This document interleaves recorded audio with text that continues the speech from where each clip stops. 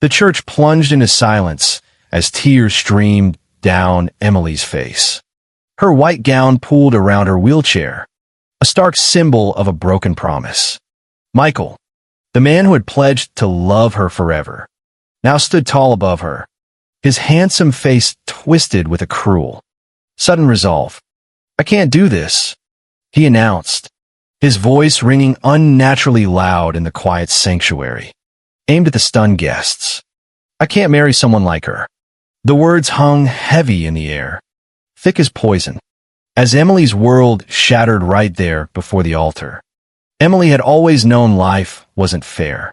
Orphaned as a small child and confined to a wheelchair since birth, she had fought for every scrap of happiness in her 26 years. Finding love had seemed like a miracle, a precious chance at the family she'd never truly had.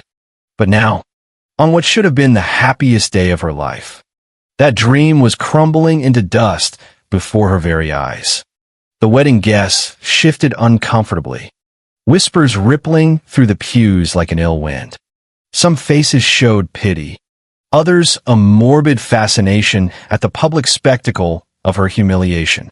Her fiancé, Michael, had physically stepped back from her wheelchair, as though her disability might somehow be contagious. The diamond ring he placed on her finger just 6 months ago now felt like a cold shackle, binding her to this unbearable moment of ultimate betrayal. "You knew what you were getting into," Emily whispered, her voice choked and breaking. "You said it didn't matter." "I was wrong," Michael replied coldly, his voice devoid of warmth. "I thought I could handle it, but I can't spend my life with someone who needs so much." Suddenly, the heavy church doors slammed open. A collective gasp swept through the crowd as purposeful, heavy footsteps echoed down the center aisle. All heads swiveled toward the entrance, where a tall figure stood silhouetted against the bright daylight pouring in from outside. Even without seeing his face clearly, an unmistakable aura of power and danger surrounded him. As he stepped forward into the church's dim, stained glass light, recognition dawned on many faces, quickly followed by palpable fear. Vincent Vin Moretti. The name alone caused people to cross the street in broad daylight to avoid him. His reputation as the city's most feared mafia boss wasn't just whispered rumor. It was practically written in blood across the city's underworld. What possible business could bring such a man to a wedding? Vin moved with predatory grace down the aisle. His expensive black suit was immaculate, his face an unreadable, chiseled mask.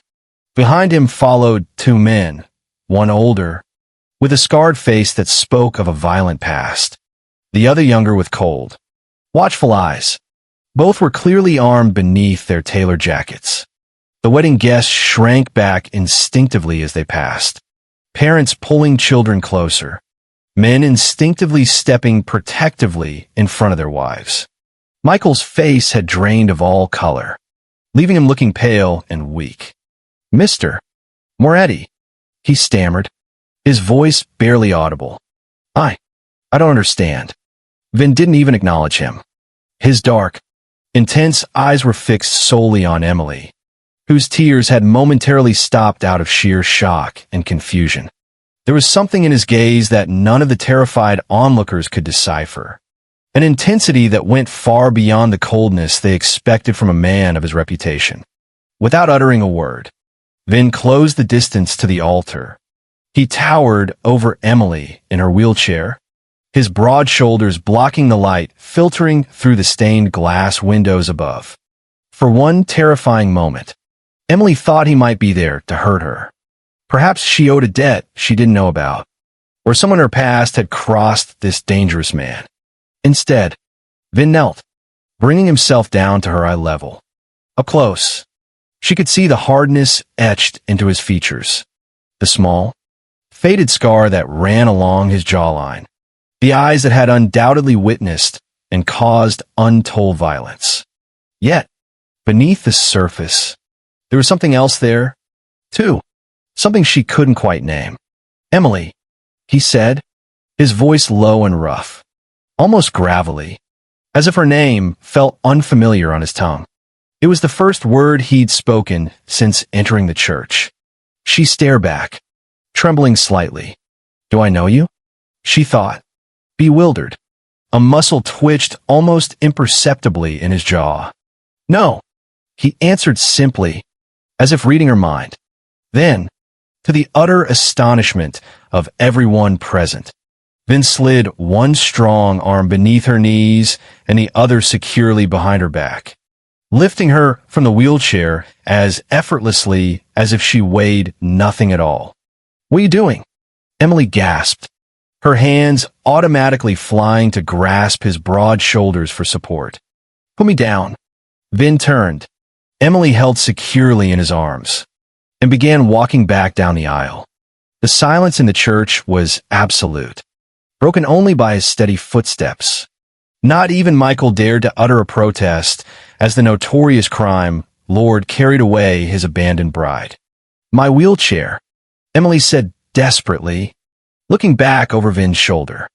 "I need my Leo," Vin commanded without turning his head.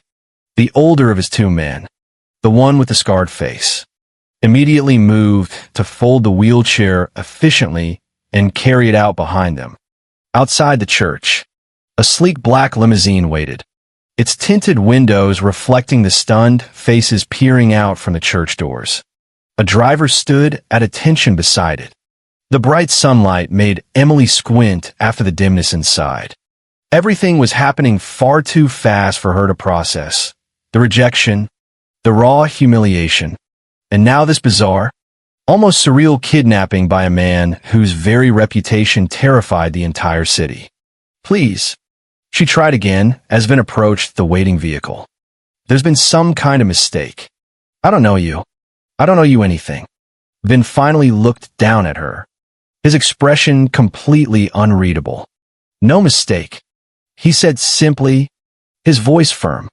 The younger man, Tony, hurried forward to open the car door, and Vin ducked inside, Emily still cradled protectively against his chest.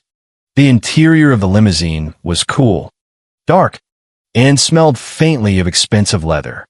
The seats were soft beneath her as Vin finally set her down carefully. Her wedding dress crumpled around her, the expensive fabric now wrinkled and crushed, a testament to the day's disaster. The two men followed, placing her folded wheelchair in the trunk before sliding into the seats opposite them. The heavy doors closed with soft, expensive thuds, sealing her inside with these dangerous strangers. "You can't just take me," Emily said, her voice gaining strength as shock finally gave way to a surge of anger. "That's kidnapping. People saw you. The entire church saw you." Vin settled beside her, leaving a careful, deliberate space between them. "And what did they do?" he asked quietly, his gaze meeting hers. The simple question silenced her. She vividly remembered the faces of the guests, her supposed friends, Michael's family. Not one of them had moved to stop this man. Not one had spoken up for her. They had watched her humiliation and then her abduction with the same passive, stunned expressions. "Where are you taking me?" she asked instead, her hands clutching nervously at the folds of her ruined dress. "Home," Vin answered cryptically. The limousine pulled away smoothly from the curb, leaving behind the church where Emily's dreams had just died a brutal death. She stared out the tinted window, watching the familiar city streets blur past. Logically, she knew she should be screaming, fighting, begging for help from passers-by. Instead, a strange, unsettling numbness had settled over her. Perhaps it was shock, or perhaps, in some twisted, desperate way, any fate seemed better than returning to the empty apartment she'd shared with Michael, surrounded by wedding gifts that would need to be returned and the shattered pieces of a life that had just crumbled to dust. As the limousine navigated silently through the city, an uncomfortable silence filled the vehicle. The older man, Leo, watched her with calculated indifference, while the younger one, Tony, stared out the window, his hand never straying far from the noticeable bulge of what Emily assumed was a gun beneath his jacket. Vin himself seemed perfectly content with the silence, his large hands resting calmly on his knees, his profile sharp and imposing against the passing scenery. "You call me by my name?" Emily said finally, breaking the quiet. "How do you know who I am?" Vin turned to look at her then, his dark eyes still unreadable. "I make it my business to know many things." "Emily, that's not an answer," she retorted, finding a sliver of defiance. The corner of his mouth twitched, something that wasn't quite a smile, but momentarily softened his harsh features. "You're brave. Good. You'll need that." A tendril of fear crawled back up Emily's spine. "Need it for what? What do you want from me?" Vin didn't respond directly. Instead, he reached into his inner jacket pocket, causing Emily to flinch involuntarily. He withdrew a clean, folded handkerchief, offering it to her silently. Only then did she realize tears were still silently streaming down her face. Her makeup surely ruined, her carefully styled hair likely coming loose from its pins. She took the offered handkerchief reluctantly. "Thank you," she murmured automatically, years of ingrained politeness briefly overriding her fear and anger. The fabric was soft, clearly expensive linen, with the initials V.M. elegantly embroidered in one corner. She dabbed cautiously at her cheeks. The sheer absurdity of worrying about her appearance in this terrifying situation wasn't lost on her. The city gradually gave way to affluent suburbs, then to more rural landscapes. They were heading out of town, following a winding road that climbed gently upward into the wooded hills that surrounded the city. Emily's sense of foreboding grew with each passing mile. People disappeared into these woods sometimes. Criminal rivals' bodies were occasionally found here. The grim headlines she'd casually read over morning coffee now took on a terrifyingly personal relevance. "Please," she tried again, her voice smaller this time, laced with desperation. "My parents died when I was 3. I have no family. No one will pay a ransom for me. I have no money of my own. This isn't about money," Vince said, his eyes fixed firmly on the road ahead. "Then what is it about?" she pleaded. He turned to look at her then, something complex flickering behind his stoic expression. "Safety." Before she could question this cryptic response, the limousine turned off the main road onto a private drive guarded by an imposing iron gate and 2 armed men who straightened to attention as the vehicle approached. The gate swung open silently, seemingly automatically, without the car needing to stop. They continued up a long, winding driveway bordered by tall, mature trees that blocked out much of the remaining sunlight. When the trees finally parted, Emily gasped despite herself. Before them stood a mansion unlike anything she had ever seen outside of movies. It was a sprawling stone structure with distinct Gothic touches, surrounded by immaculately maintained gardens. It wasn't just a house. It was a fortress. High walls circled the entire property, and Emily could spot more guards patrolling the perimeter, all carrying weapons openly now that they were clearly on private property. The limousine pulled to a smooth stop at the grand front entrance, where wide stone steps led up to massive car double doors. Emily's heart sank instinctively as she looked at those steps in immediate, ingrained reaction after years of navigating a world often not built for wheels. As if reading her thoughts, Ben spoke quietly beside her. "There's an entrance without steps on the side." But for now, without waiting for a response, he opened his door and stepped out, then turned back to lift her once more into his arms. This time, there was no audience to witness her humiliation. Just the blank-faced security guards who kept their eyes carefully averted as their boss carried a woman in a wedding dress toward the imposing entrance. Tony hurried ahead to open the heavy door while Leo followed diligently behind with her wheelchair. The interior of the mansion matched its imposing exterior, soaring ceilings, intricate old-world craftsmanship, and an atmosphere of dark, undeniable luxury. Then carried her through a grand entrance hall and into what appeared to be a formal sitting room, where he finally set her down gently on an antique velvet sofa. Her wedding dress pooled around her, the stark white fabric a dramatic contrast against the deep burgundy upholstery. Your wheelchair. Vin nodded toward Leo, who unfolded it smoothly and positioned it near the sofa. The simple, practical gesture felt strangely comforting amidst the utterly surreal situation. At least they weren't taking away her mobility. Mr. Moretti, a stern female voice called sharply from the doorway. A woman, likely in her 60s, stood there, her silver hair pulled back in a tight, severe bun, her posture as rigid as a soldier's. She wore a simple, impeccably tailored black dress and a distinctly disapproving expression as she took in the scene before her Emily, disheveled in her wedding gown. Vin standing nearby. Mrs. Peterson.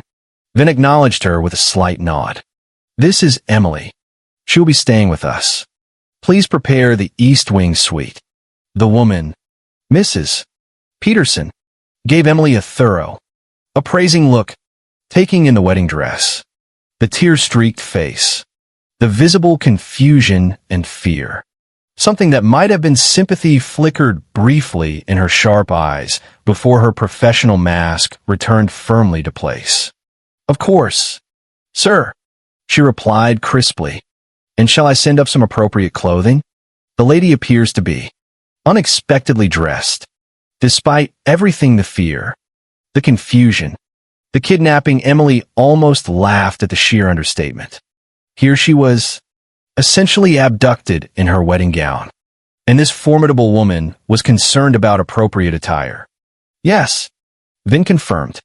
And food, anything else she requires. He turned his attention back to Emily. Mrs. Peterson is my housekeeper. She will help you get settled in. If you need anything at all, ask her. Settle in? Emily repeated incredulously, the words sounding absurd. I'm not staying here. This is kidnapping. You can't just— I can.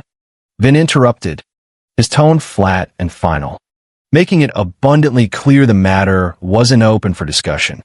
You will remain here, under my protection, until I determine it's safe for you to leave. Protection? Protection from what? Emily demanded, her voice rising again. The only danger I've encountered today is you. A fleeting shadow anger?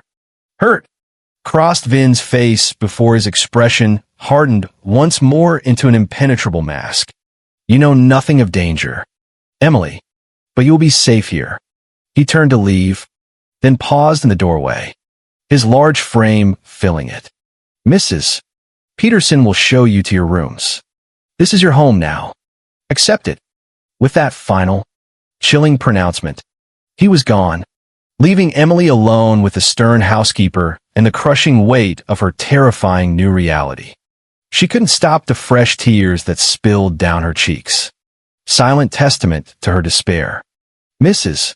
Peterson sighed, a quiet sound that seemed to slightly soften her rigid posture. Come, child, she said, her voice surprisingly gentle, revealing a faint hint of an accent Emily couldn't quite place. Let's get you out of that dress and into something comfortable. Then food. Things always look a little brighter after a proper meal. Emily looked at her wheelchair, then at the unfamiliar, opulent room around her. Outside these imposing walls was a world where she'd been abandoned at the altar, humiliated before everyone she knew. Inside was a dangerous man with unknown, likely sinister intentions. Neither option offered any real comfort. Why am I here? She asked Mrs. Peterson quietly, her voice barely a whisper. What does he want with me? The older woman's expression remained carefully neutral, but her eyes held something Elena couldn't quite decipher. That is not for me to say, dear, she answered evenly. But I can tell you this, in all my years working for Mr. Moretti, I have never seen him look at anyone the way he looked at you. And how was that? Emily asked bitterly, thinking of his cold demeanor. Like a possession he just acquired? Mrs. Peterson shook her head slowly, a thoughtful look entering her eyes. No, child, not like that at all.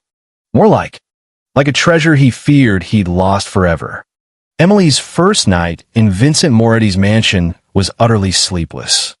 Despite the luxurious bedroom, Mrs. Peterson had led her to a suite larger than the entire apartment she'd shared with Michael. Comfort remained elusive. The enormous bed was soft. The sheets felt like silk against her skin. But every unfamiliar creak and distant sound from within the vast house startled her awake. Her nerves frayed. Somewhere in this enormous, silent house was the man who had effectively kidnapped her, whose reputation spoke of ruthless violence and calculated cruelty, whose very name made powerful people in the city tremble. Morning light eventually filtered through the heavy, blackout curtains just as Mrs. Peterson entered silently with a breakfast tray. The older woman had helped Emily out of her ruined wedding dress the previous evening, providing her with silk pajamas that fit surprisingly well. Now, she carried fresh clothing along with the food. Mr. Moretti had these delivered this morning. Mrs. Peterson explained matter-of-factly, laying out a simple but elegant outfit, comfortable slacks, and a soft blouse that looked practical and stylish for someone using a wheelchair. He guessed your size. If anything doesn't fit, we can have it altered today. Emily stared at the clothes in stunned confusion. He went shopping for me? Mrs. Peterson's lips twitched in what might have been feigned amusement. Mr. Moretti doesn't shop, dear. He makes phone calls. But yes, he arranged for these. There are more in the closet. Emily wheeled herself over to the large walk-in closet and gasped. It was partially filled with clothing, all seemingly in her size, and all remarkably appropriate for her needs. There were dresses designed to look elegant while seated, pants without bulky back pockets that could cause discomfort, several pairs of flat, fashionable shoes she could actually wear. It was the kind of thoughtful, accessible wardrobe she'd always wished she could afford but never could. How'd he know? She whispered, touching the soft fabric of a cashmere sweater. Mrs. Peterson, busy arranging the breakfast tray on a small table near the window, merely shrugged. Mr. Moretti notices things others don't.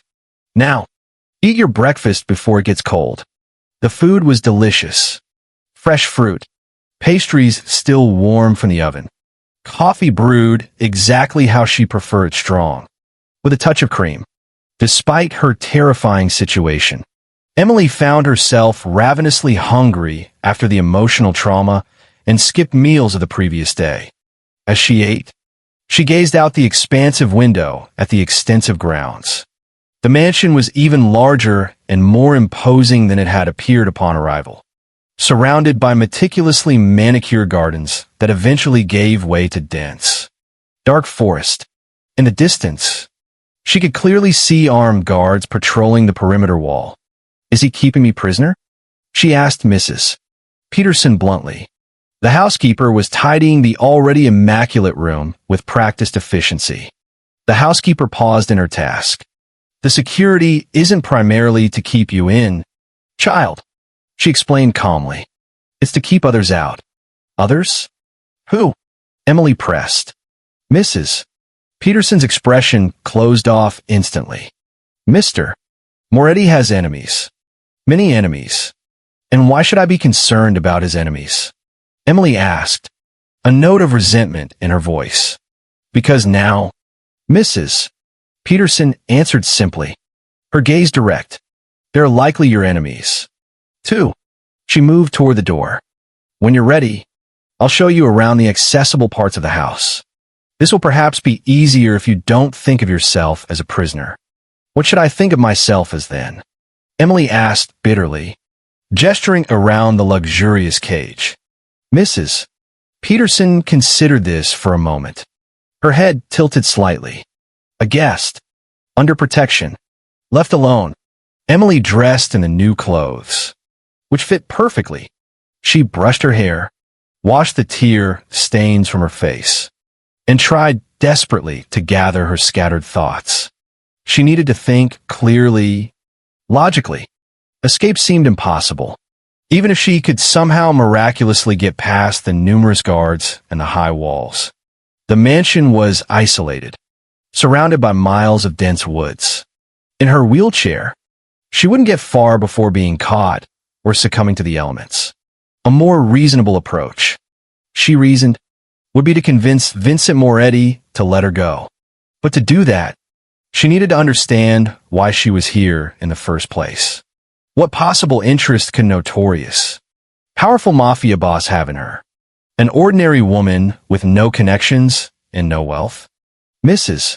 Peterson returned as promised and spent the morning showing Emily around the parts of the vast mansion she would have access to. It felt like touring a small, private museum. Rooms were filled with priceless art and antiques.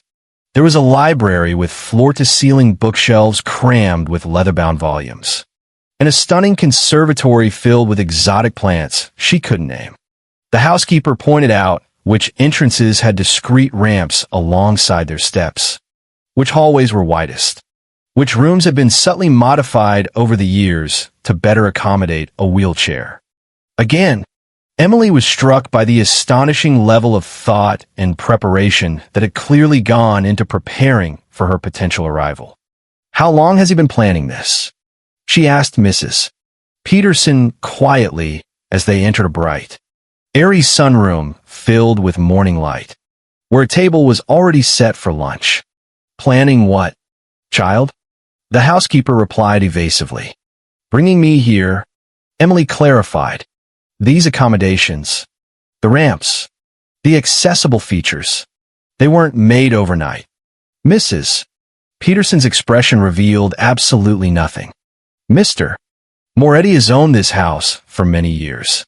The accommodations, as you call them, have always been here." Before Emily could press this puzzling statement further, the sunroom doors opened and Vin himself entered. He looked different in the bright daylight, no less dangerous, perhaps, but somehow more human. He wore a simple white button-down shirt with the sleeves rolled up, revealing muscular forearms marked with a few small, faded scars. His dark hair was slightly damp, as if he'd recently showered. "You're awake," he said, his deep voice filling the space between them. "Good. I hope you slept well." The sheer absurdity of this polite inquiry after essentially kidnapping her snapped something inside Emily. "Slept well?" she repeated incredulously, her voice rising. "You tore me away from my wedding, a wedding that was already over?" Vin interrupted coldly, his eyes hardening. "Or did you wish to stay and continue being humiliated by that coward?"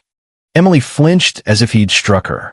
The memory of Michael's cruel rejection was still painfully raw, a wound barely hours old. "That wasn't your decision to make," she said, her voice smaller now, tinged with hurt. "You had no right." Vin pulled out a chair at the table, sitting across from her.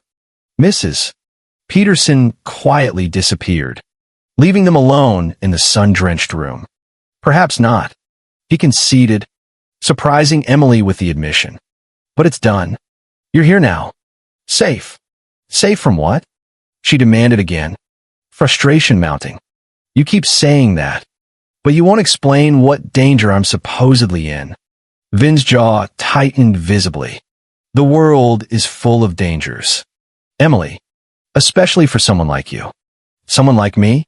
Emily's eyes flashed with sudden, hot anger. "Because I use a wheelchair? You think I don't know how vulnerable I am? I've lived with this body my entire life. Mr. Moretti, I don't need you playing white knight to protect me from a world I've already been navigating perfectly well for 26 years." Something akin to admiration flickered briefly in Vin's dark eyes before being quickly masked. "I didn't mean your disability," he said quietly, his voice losing some of its edge.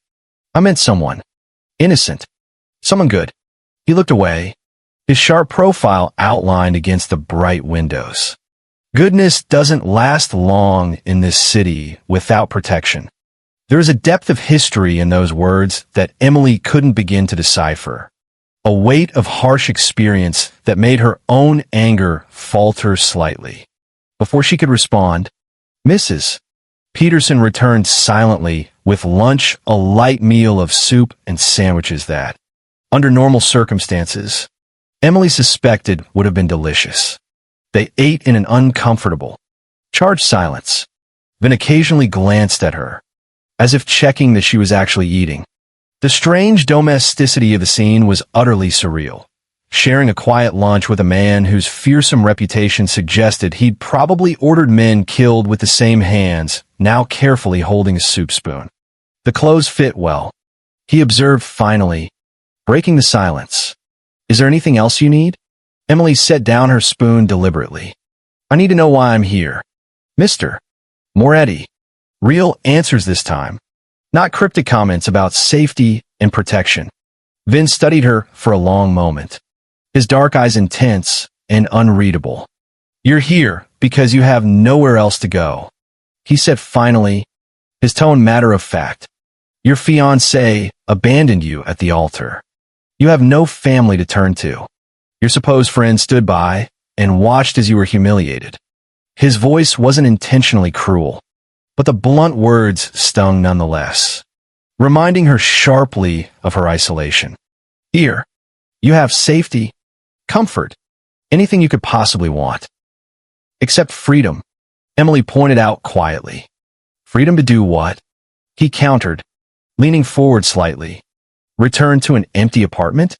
Face the pity and the whispers of strangers and former friends? He held her gaze. Stay, Emily. Give it some time. When things settle down, we can discuss your future. It wasn't really a request, and they both knew it. Vincent Moretti wasn't a man accustomed to being refused. Still, something in his tone wasn't quite as harsh as his words. There was an underlying note that sounded almost like pleading. 1 week, Emily said suddenly, surprising herself as much as him with the unexpected negotiation. I'll stay 1 week without trying to leave or call the police. But only if you promise to be honest with me. No more vague answers about danger. Vin's eyebrows rose slightly, clearly not expecting her bargain. After a moment of considering her, he gave a single, sharp nod. 1 week, he agreed. But understand, some questions I cannot answer fully. Not yet. It was a strange concession from a man who could simply force her to stay indefinitely. Emily didn't understand his apparent willingness to compromise, but she seized the opportunity. First question. Then, how do you know me? We've never met before yesterday, but you knew my name at the church. A muscle tightened again in Vin's jaw. As I said, I make it my business to know many things about this city and its people. That's still not an answer. Emily pressed, holding his gaze. Why me specifically? I'm nobody important. Vin's expression softened almost imperceptibly, a flicker of something warm behind the usual guard. You are important? Emily, he said quietly, his voice low. Before she could question this baffling statement, he stood abruptly. I have business to attend to. Mrs. Peterson will see to anything you need. The house and grounds are yours to explore, except for the West Wing. That area is strictly private. The Bluebeard-like restriction sent an involuntary chill down Emily's spine. What's in the West Wing? My offices. Business matters, he stated flatly, his tone making it clear the subject was closed. Dinner is at 7. I would appreciate your company, if you feel up to it. With that, he was gone, leaving Emily alone with far more questions than answers. And the strange, unsettling feeling that beneath his rigidly controlled exterior, Vincent Moretti was a man profoundly at war with himself. The remainder of the day passed slowly as Emily explored the vast mansion, partly out of genuine curiosity and partly searching for any clues that might help her understand her bizarre situation. The place was immense, with corridors that seemed to wind back on themselves and rooms whose purposes she couldn't always immediately determine. Despite Vin's explicit warning, she found herself inexplicably drawn toward the forbidden West Wing, rolling her wheelchair quietly down the long hallway that led toward that section of the house. She wasn't planning to actually enter, just to see what could possibly be so private that it warranted such a specific prohibition. As she approached the heavy double doors that presumably marked the entrance to the restricted area, the sound of voices made her pause abruptly. Men's voices, speaking in low, urgent tones. One was unmistakably Vin's. The other belonged to Leo, the older, scarred man who had accompanied them from a church.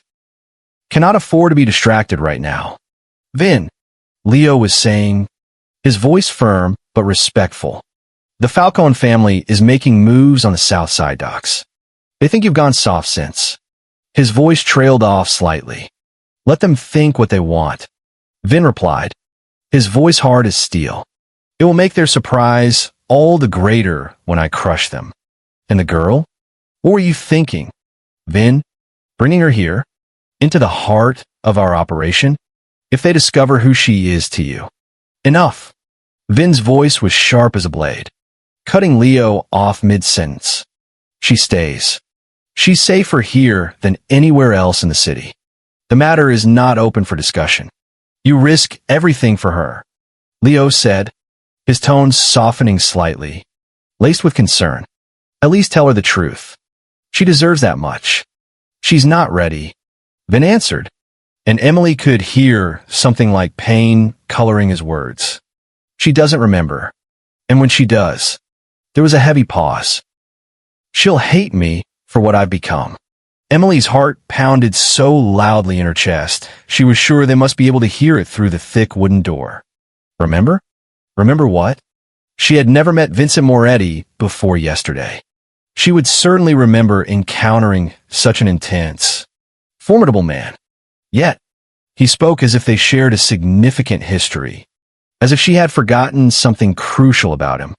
The sound of footsteps approaching the door from the inside startled her into action. She turned her wheelchair as quietly and quickly as possible and hurried back down the hallway, turning a corner just as she heard the heavy door creak open behind her. Her mind raced with 1,000 frantic questions as she navigated back towards safer, permitted territory.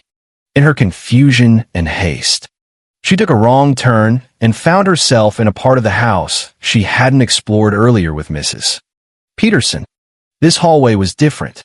It was lined not with the expensive art that decorated the main rooms, but with personal photographs in simple, understated frames. Curious, Emily wheeled closer to examine them.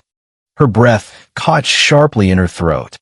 There, in a slightly faded black and white photograph, was a group of children standing solemnly in front of grim, institutional-looking building. It took her only a moment to recognize it. St.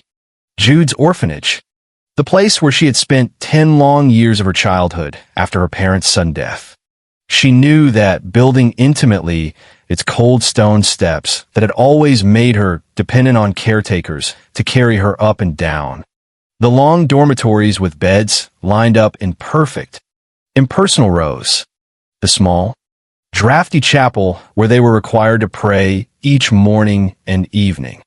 With trembling fingers, Emily carefully took the frame from the wall and examined the photograph more closely. The children were arranged in a formal line, their faces mostly solemn, as children in such unfortunate places often were. In the back row stood a skinny, dark-haired boy of perhaps 12 or 13, his expression serious beyond his years, his hand resting protectively on the shoulder of a much smaller child seated in front of him, a little girl, maybe 6 years old, in a basic, functional wheelchair. Emily stared at the image of her younger self, her hair in neat braids that the nuns insisted upon, her small legs already visibly withered from the congenital condition she'd been born with, and the boy standing behind her. Vin, She whispered, the name barely audible, the realization hitting her with the force of a physical blow. She finally saw what she should have recognized immediately. Those same intense, dark eyes, that same strong jawline, though softer in youth. The unmistakable protective stance behind her wheelchair. It was all there. It was him. Frantically, her heart pounding, she examined the other photographs lining the wall. There were more from the orphanage. The children in the Stark dining hall, playing in the paved courtyard, sitting in a classroom. In almost every group photo, the same pattern emerged. A young Vin positioned near young Emily, always within reaching distance, often with that same protective hand resting lightly on her wheelchair or her shoulder. Then there were photos that stirred deeper, hazier memories, like fragments surfacing from a long-forgotten dream. Emily and Vin sitting together beneath a large oak tree in the orphanage courtyard, him reading aloud to her from a worn book. The two of them at what appeared to be a sparse Christmas celebration. Emily beaming at a small, clumsily wrapped gift in her lap. Vin carefully pushing her wheelchair through the snow. Both of them bundled tightly in scarves and mittens, their breath pluming in the cold air. The final photograph stopped her cold. It showed Emily, perhaps 10 years old, asleep in her wheelchair, her head lolled to one side, and sitting beside her, the teenage Vin no longer skinny, but beginning to show the physical strength he would later possess, looking down at her sleeping form with an expression of such profound, tender concern that it made adult Emily's eyes fill with sudden tears. How? How could she have forgotten him? This boy who had clearly been her protector, her closest friend, perhaps her only true ally in that cold, lonely, institutional childhood. She searched her memory desperately, trying to recall the dark-eyed boy who had stood so steadfastly behind her in those photographs. Fragments began to surface, a low voice reading stories to her when she was afraid of the dark, strong arms lifting her when impatient caretakers couldn't be bothered, a fierce, quiet presence that somehow kept the other, often cruel, children from teasing her too much. But the face itself remained frustratingly blurry in her memory, as if hidden behind frosted glass. You weren't supposed to find these. Vin's deep voice came suddenly from behind her, causing her to nearly drop the frame she was still holding. She spun her wheelchair around to face him, the photograph clutched tightly in her hands. Why did you hide this from me? She demanded, her voice trembling with a mixture of shock and confusion. We knew each other. At St. Jude's. You were. She struggled to find the right words. You protected me. Vin's face was uncharacteristically vulnerable as he looked from her to the photograph she held. Yes, he confirmed simply, his voice quiet. But I don't remember you. Emily confessed, bewildered. Not clearly. How is that even possible? These pictures. She gestured helplessly at the wall of photographs. We must have spent years together. He moved closer, carefully taking the frame from her trembling hands and returning it gently to its place on the wall. They gave you medication at the orphanage. Emily. For pain. They said. But it affected your memory sometimes. Made the edges blur. And later, his voice grew heavy. It was better that you forget me. Better? She echoed, incredulous. How could it possibly be better to forget someone who obviously cared about me? Emily's voice rose with confusion and a surge of unexpected hurt. Why didn't you tell me when you saw me at the church? Why pretend we were strangers? Vin's expression hardened again, the brief vulnerability vanishing behind his customary impenetrable mask. Because, in many ways, we are strangers now. Emily, the boy in these photographs, he no longer exists. What remains is not someone you should remember fondly. That's for me to decide. Emily insisted firmly, refusing to be dismissed. You owe me the truth. Vin, all of it. For a long moment, she thought he might refuse. might retreat behind the cold authority he wore so comfortably. Instead, he sighed, a heavy sound that made him suddenly look weary, older than his years. "Kulme," he said quietly. "If you want the truth, I'll show you where it began." Vin led Emily through the opulent mansion to a room she hadn't seen before, a small, private study, unlike the grand library she'd toured earlier. The walls were lined with well-read books, not just decorative antiques, and a large desk of dark, polished wood dominated the space. It felt personal, lived in. He gestured for her to enter, then closed the heavy door softly behind them, enveloping them in quiet intimacy. From a locked drawer in the imposing desk, he removed a worn leather box. His hands that Emily now realized had likely orchestrated violence. Perhaps even taken lives, were surprisingly gentle as he carefully opened it. Inside were items that made Emily's breath catch in her throat. A faded blue ribbon she vaguely recognized as once belonging in her hair. A small, crudely carved wooden bird. Several folded pieces of paper covered in childish handwriting and drawings. And nestled at the bottom, a simple bracelet made of braided, colored string. "You kept these?" she whispered, her voice filled with awe and disbelief. All these years, Vin's expression remained guarded, but his eyes held a profound sadness as he looked down at the collection of humble childhood treasures. "They were all I took with me when I left St. Jude's." He picked up the faded string bracelet. "You made this for me, for my 14th birthday. You said it would protect me."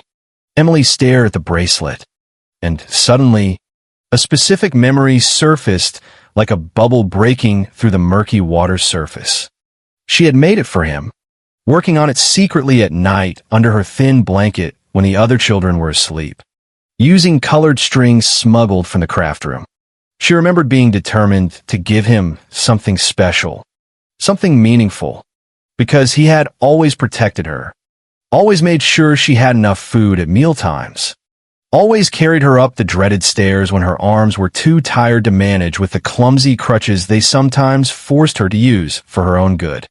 "Vitya," she said suddenly, the childhood nickname tumbling from her lips unbidden, feeling strangely familiar yet foreign after so many years. "That's what I called you. Not Vin. Vitya." His eyes widened almost imperceptibly at the sound of the name. A name Emily instantly realized no one had likely called him in a very, very long time. "Yes," he confirmed softly, his voice low and rough. "No one's called me that since you left." Emily finished for him, the old sense of abandonment resurfacing. "You disappeared. One day you were there, my protector, my friend, and the next." She frowned, trying to piece together the fragmented, hazy memories. "They told me you ran away, that you just abandoned the orphanage." "Abandoned me?" Vin's jaw tightened, a muscle pulsing angrily. "They lied. Then what happened?" Emily demanded, wheeling her chair closer, needing the truth. "Why did you leave me alone there, Vitya?" He carefully set the precious box aside and moved to look out the study window, presenting his back to her, his hands clasped tightly behind him. "I was 14, he began, his voice distant, almost detached, as if reciting a story about someone else entirely. "The director of St. Jude's, Father Michael. You remember him?" Emily nodded, though Vin couldn't see the gesture. "Oh." She remembered the stern, cold man who ran the orphanage with an iron fist, more like a prison warden than a man of God. "He had arrangements," Vin continued, his voice hardening with remembered bitterness, "with certain men in the city, men who were looking for young boys to employ." His voice turned sharp. "Boys who wouldn't be missed. Boys with no families to ask awkward questions." Emily's hand flew to her mouth as she understood the horrifying implication. He was selling children? "Not selling," Vin corrected, his voice laced with bitter irony. Placing in apprenticeships was the official term he used. I had caught his eye, apparently, because I was strong for my age, defiant, the kind they thought might survive on the streets. He called me into his office that day and informed me I would be leaving with a man named Sal, a businessman who needed young men with potential. He turned back then to face Emily, his expression a complex, turbulent mixture of old rage and weary resignation. I knew what kind of business Sal was really in. Everyone at the orphanage whispered about the boys who left with men like him. Some came back years later, driving flashy cars, wearing expensive watches. If they came back at all, the mafia, Emily whispered, the pieces clicking into place with terrifying clarity.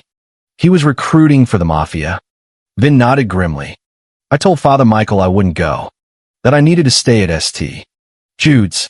He let out a short, harsh laugh devoid of any humor. He just laughed and said I had no choice in the matter. His dark eyes found Emily's, filled with an old pain. I told him I couldn't leave, because I had to protect you. Tears welled in Emily's eyes at the image of that brave, skinny 14-year-old boy standing up to the powerful, intimidating director for her sake. Father Michael found that particularly amusing. Vin continued, his voice hardening again, turning cold. He said that if I refused to go with Sal, he would simply make arrangements for you instead. His gaze held hers, conveying the full weight of the threat. Not with Sal, of course, but he assured me there were other business associates who might find uses for a pretty little crippled girl. Emily felt physically ill at the casual, monstrous cruelty contained in that phrase, at the terrible threat leveled against a vulnerable child. So you went? She said quietly, the truth settling heavily in her chest. You went with Sal. To protect me. I went. Vin confirmed, his voice flat. But first, I made Father Michael swear an oath that you would be left completely alone, that no arrangements would ever be made for you. I threatened him. A ghost of a grim smile touched his lips. A skinny 14-year-old boy threatening a grown man. A priest no less.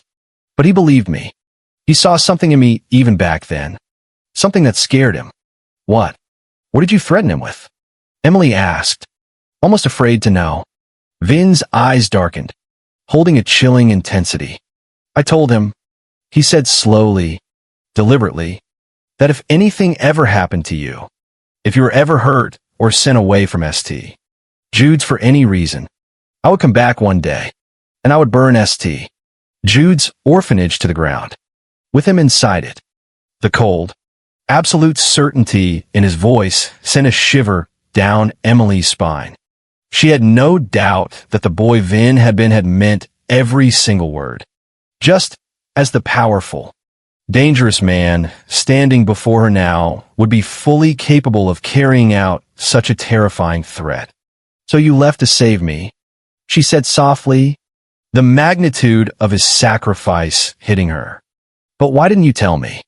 Why let me believe for all these years that you'd just abandoned me? Pain flickered across Vin's tightly controlled features. I was 14. Emily, he said, his voice rough, being taken away to work for one of the most dangerous crime families in the city. What could I possibly have told you? That I was leaving to become a criminal, a gangster, just to keep you safe? That I might never see you again? Or worse? He shook his head, looking away again. It was better that you forget me.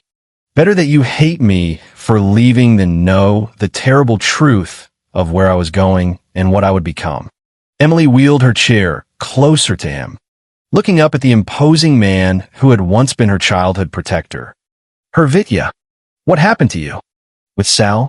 Vin's expression closed off slightly, becoming guarded again. I learned the business, he stated dispassionately, as if describing someone else's life entirely. I was good at it. Strong. Smart. Willing to do whatever was necessary to survive. To rise. He paused. Sal. He became like a father to me. In his own twisted way. taught me everything he knew about the streets, about power, about loyalty and betrayal. And when he was killed 7 years ago, Emily filled in, the notorious reputation of Vincent Moretti suddenly making a grim kind of sense. You took over his territory, his operation, and built it into something bigger, more powerful. She looked at him, seeing the ruthless ambition that must have driven him. You became the most feared man in the city. Fear keeps you alive in my world. Emily, Vince said simply, his voice devoid of apology. Then, more softly, his gaze softening slightly as it rested on her. I kept track of you. Always. Made sure you were safe. That Father Michael kept his promise. I made sure you had opportunities when you finally aged out of ST. Jude's at 18. He hesitated, then continued. I arranged for the small apartment you thought was just a stroke of luck. The scholarship to community college that allowed you to study. The library job that seemed to conveniently fall into your lap right when you needed it. Emily's mind reeled at this staggering revelation. Her entire adult life, the hard-won independence she had fought for and been so fiercely proud of, had been silently, invisibly orchestrated by the man standing before her now. The boy she had forgotten. You've been watching me? All this time? Protecting you? Vin corrected gently, from a distance, as I promised myself I would. That day, I left ST. Jude's. But you never showed yourself, she said, a new layer of hurt entering her voice. Never spoke to me. Until yesterday. She looked up at him, her eyes pleading for understanding. Why now? Vin, after all these years of shadows and secrets, why suddenly come for me at the church?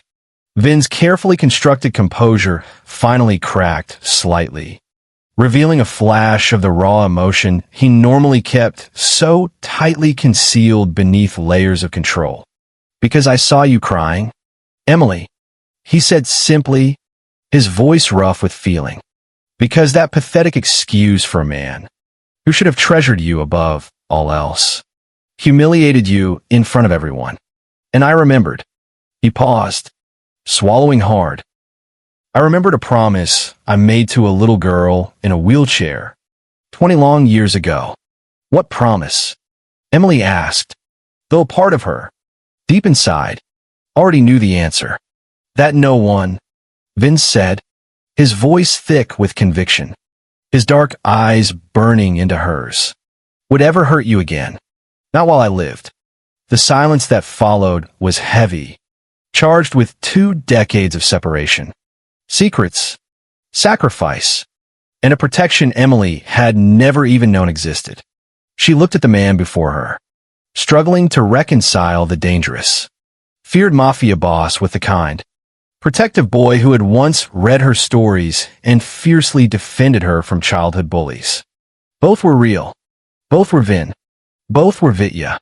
So, now what? She asked finally, her voice quiet. You've rescued me from public humiliation and brought me to your fortress. Is this how it ends?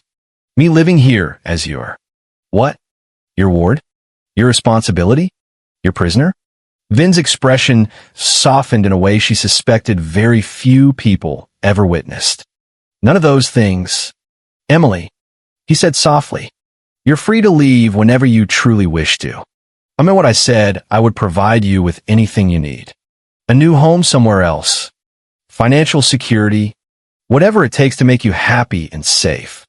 My protection would continue. Of course. But from a distance. As it was before. Then why bring me here at all? Emily pressed, needing to understand this final piece. Why not just help me leave the church discreetly and set me up somewhere new? Anonymously? Vin hesitated, and for a moment, something deeply vulnerable flickered across his guarded features. Because, he admitted, the words seeming to cost him. For one purely selfish moment, when I saw you standing there at that altar, in that beautiful white dress, with tears on your face, I wanted. He stopped, visibly struggling with words that clearly didn't come easily to him. I wanted to remember what it felt like to protect you up close again. Not just from the shadows. Just once more. The raw honesty of the admission stunned Emily. She could see the effort it took him. This powerful man who commanded a criminal empire built on fear and violence, who had likely ordered deaths and orchestrated countless illicit enterprises, now laid bare by this simple, heartfelt confession of wanting, just once, to recapture a connection long lost, a time when protecting her was the purest thing in his life. Before she could find the words to respond, a sharp, urgent knock interrupted the intensely personal moment. The study door opened abruptly to reveal Leo, his scarred face grim and tense. "Boss, we have a situation," he reported curtly. "The Falcone shipment. Our men were ambushed down at the docks. 3 dead, 2 critical." Vin's entire demeanor transformed in an instant. The vulnerability vanished completely, replaced by a mask of cold, calculating fury. "Who?" he demanded sharply. "Definitely Falcone's crew," Leo confirmed. They left their usual messy mark. His eyes flickered briefly, uncomfortably, toward Emily, clearly hesitant to discuss such violent business in front of her. "Prepare the car," Vin ordered, already moving swiftly toward the door. His earlier weariness forgotten. Full team. Armed. He paused at the threshold, looking back at Emily. His expression caught somewhere between the two worlds. He inhabited the boy who had protected her innocence and the man who commanded fear. "We'll finish this conversation later," he said quietly, his voice regaining its authority. "Stay inside. Tell Mrs. Peterson to activate emergency protocols." With that, he was gone, sweeping Leo along with him, leaving Emily alone once more with the worn leather box of childhood treasures and the overwhelming weight of revelations too heavy and complex to immediately process.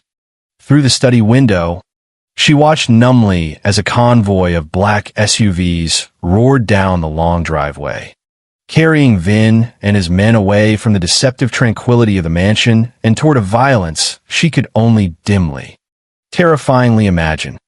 Mrs. Peterson appeared minutes later, her usual composed demeanor slightly strained, her movements brisk and efficient. "Come, child," she said, her voice gentle but urgent.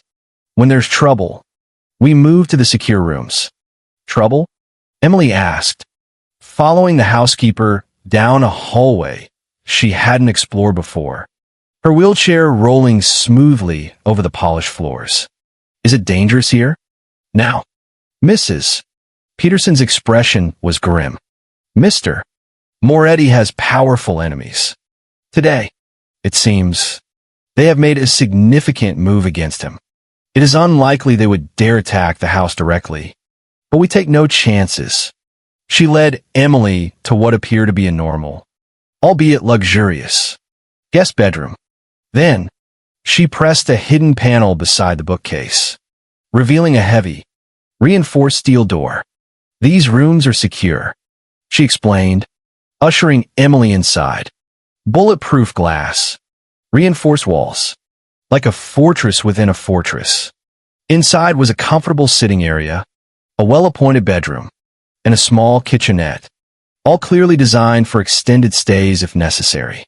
Several large television screens mounted on one wall showed security camera feeds from various points around the property.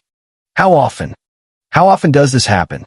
Emily asked, wheeling herself toward the window. It looked out onto the peaceful gardens, but was, as Mrs. Peterson had said, clearly made of thick, bulletproof glass. "Not often," Mrs. Peterson replied, checking that the secure room was properly stocked with water and supplies. "Mr.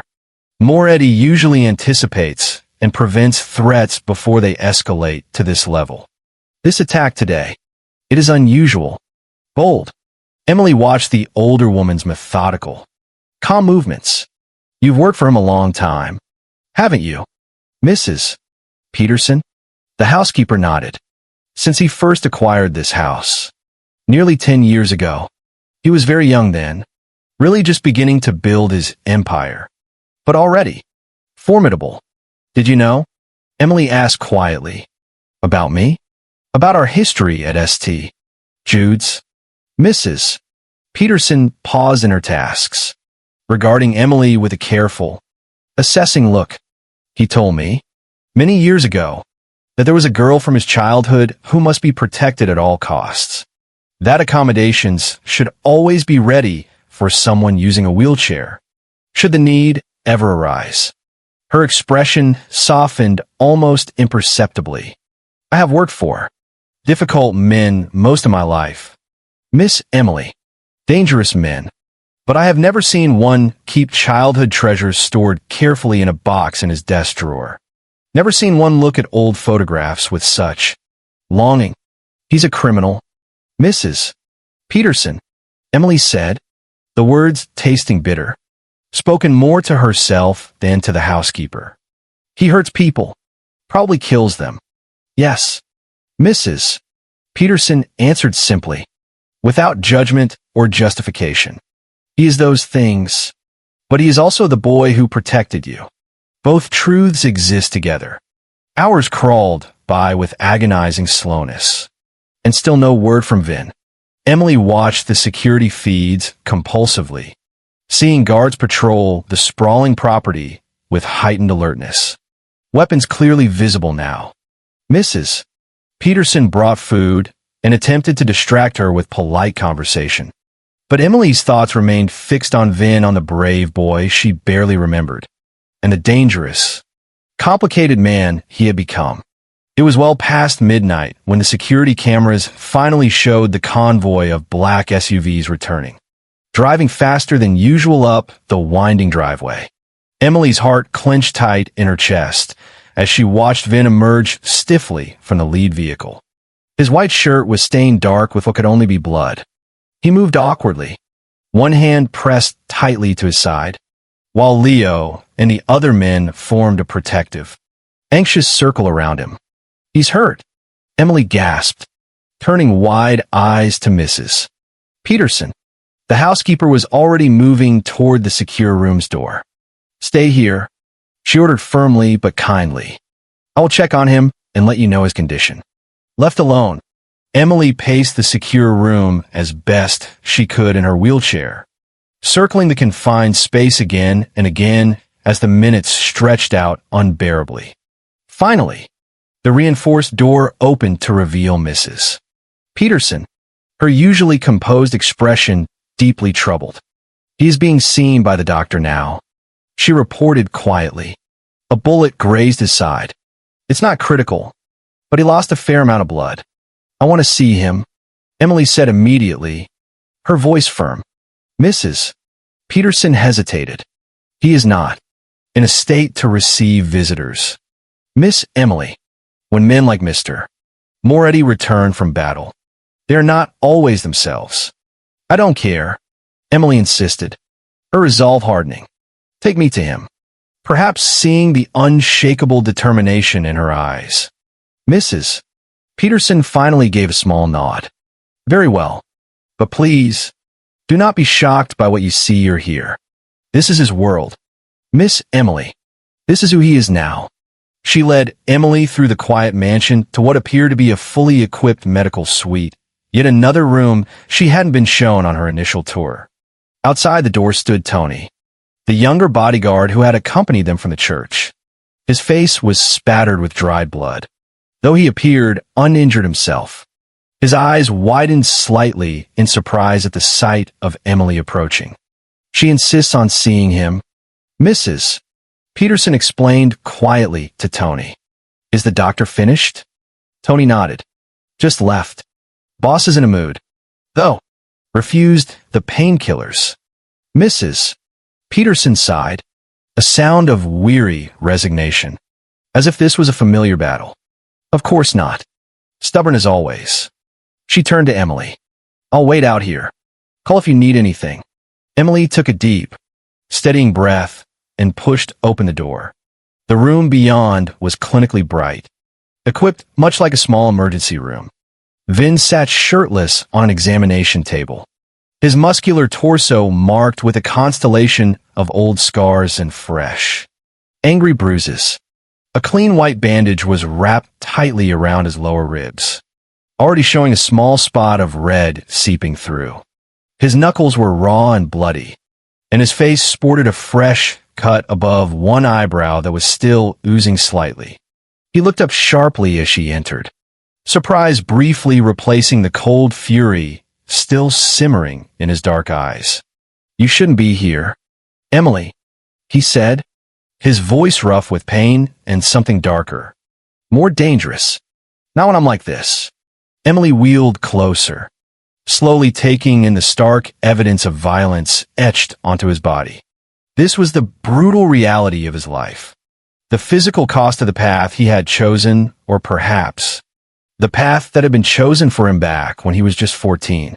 "What happened?" she asked quietly, her voice soft. Vin let out a harsh, humorless laugh. "Business?" he replied curtly. "A competitor thought I was distracted, vulnerable. They were mistaken." His eyes held a dangerous, chilling gleam. "They won't make that particular mistake again." The violent implication was crystal clear, and Emily felt a renewed chill despite herself at the casual reference to what must have been brutal, lethal violence.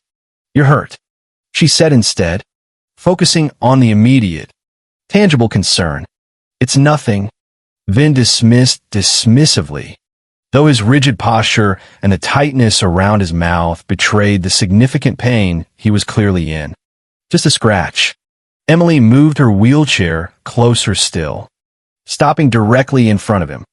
From her seated position, she had to look up slightly to meet his intense gaze. "You've been protecting me, in secret, for 20 years, she said quietly, her voice steady. Maybe it's time someone looked after you for a change. Something vulnerable, something unguarded." Flickered deep in Vin's eyes before he could quickly mask it behind his usual defenses. "I don't need looking after," he growled, though the words lacked their usual conviction. "Everyone does sometimes," Emily responded simply. She reached for a clean cloth from the nearby medical tray, dampened it with antiseptic solution from an open bottle, and gently, carefully began cleaning the dried blood from his bruised and battered knuckles. He flinched involuntarily at the contact, not from the sting of the antiseptic, but seemingly from the unexpected gentleness of her touch, as if simple kindness was somehow more difficult for him to bear than outright violence. "Why are you doing this?" he asked, his voice low and gravelly, watching her tend to his wounds with a mixture of confusion and tightly guarded emotion. Emily continued her careful ministrations, moving from his scraped hands to the cut above his eyebrow. "Because 20 years ago," she said softly, meeting his gaze, "a boy named Vitya cleaned my scrapes whenever I fell from my wheelchair. Because he read stories to me when I was scared in the dark, and made sure I always had enough to eat, and threatened to burn down an entire orphanage if anyone dared to hurt me." Vin remained completely still under her gentle touch, his breathing measured, controlled. "That boy is gone, Emily." "No," she contradicted gently but firmly. "He's right here, wounded, and dangerous, and changed. Yes, but still keeping his promise." She set aside the soiled cloth and looked up at him again, really looked at the complex, damaged man he had become. "I remember now, Vin.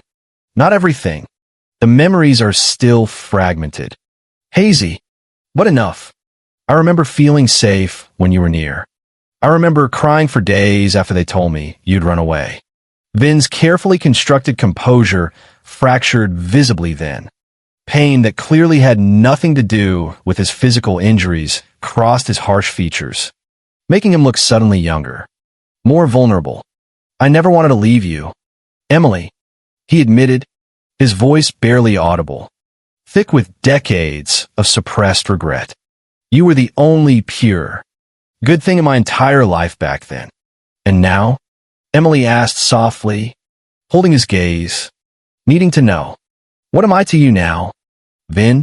His dark eyes met hers.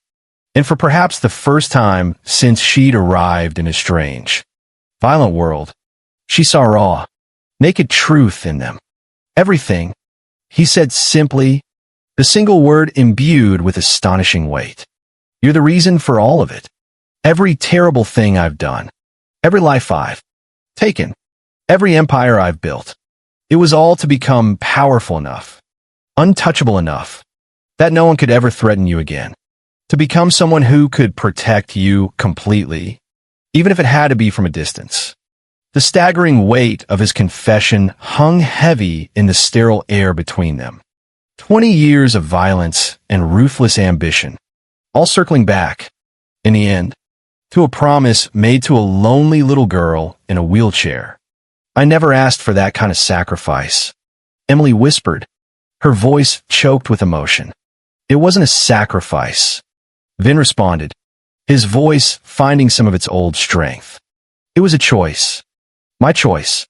And I would make it again, without hesitation. Elena reached up, hesitating for just a moment before gently touching his face, feeling the rough stubble along his jawline. He went completely still at the contact, like a wary, wild animal unused to gentle handling.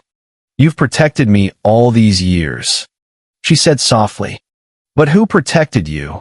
Vitya? Who tended your wounds and kept you safe when you were just a scared boy thrown into that brutal world?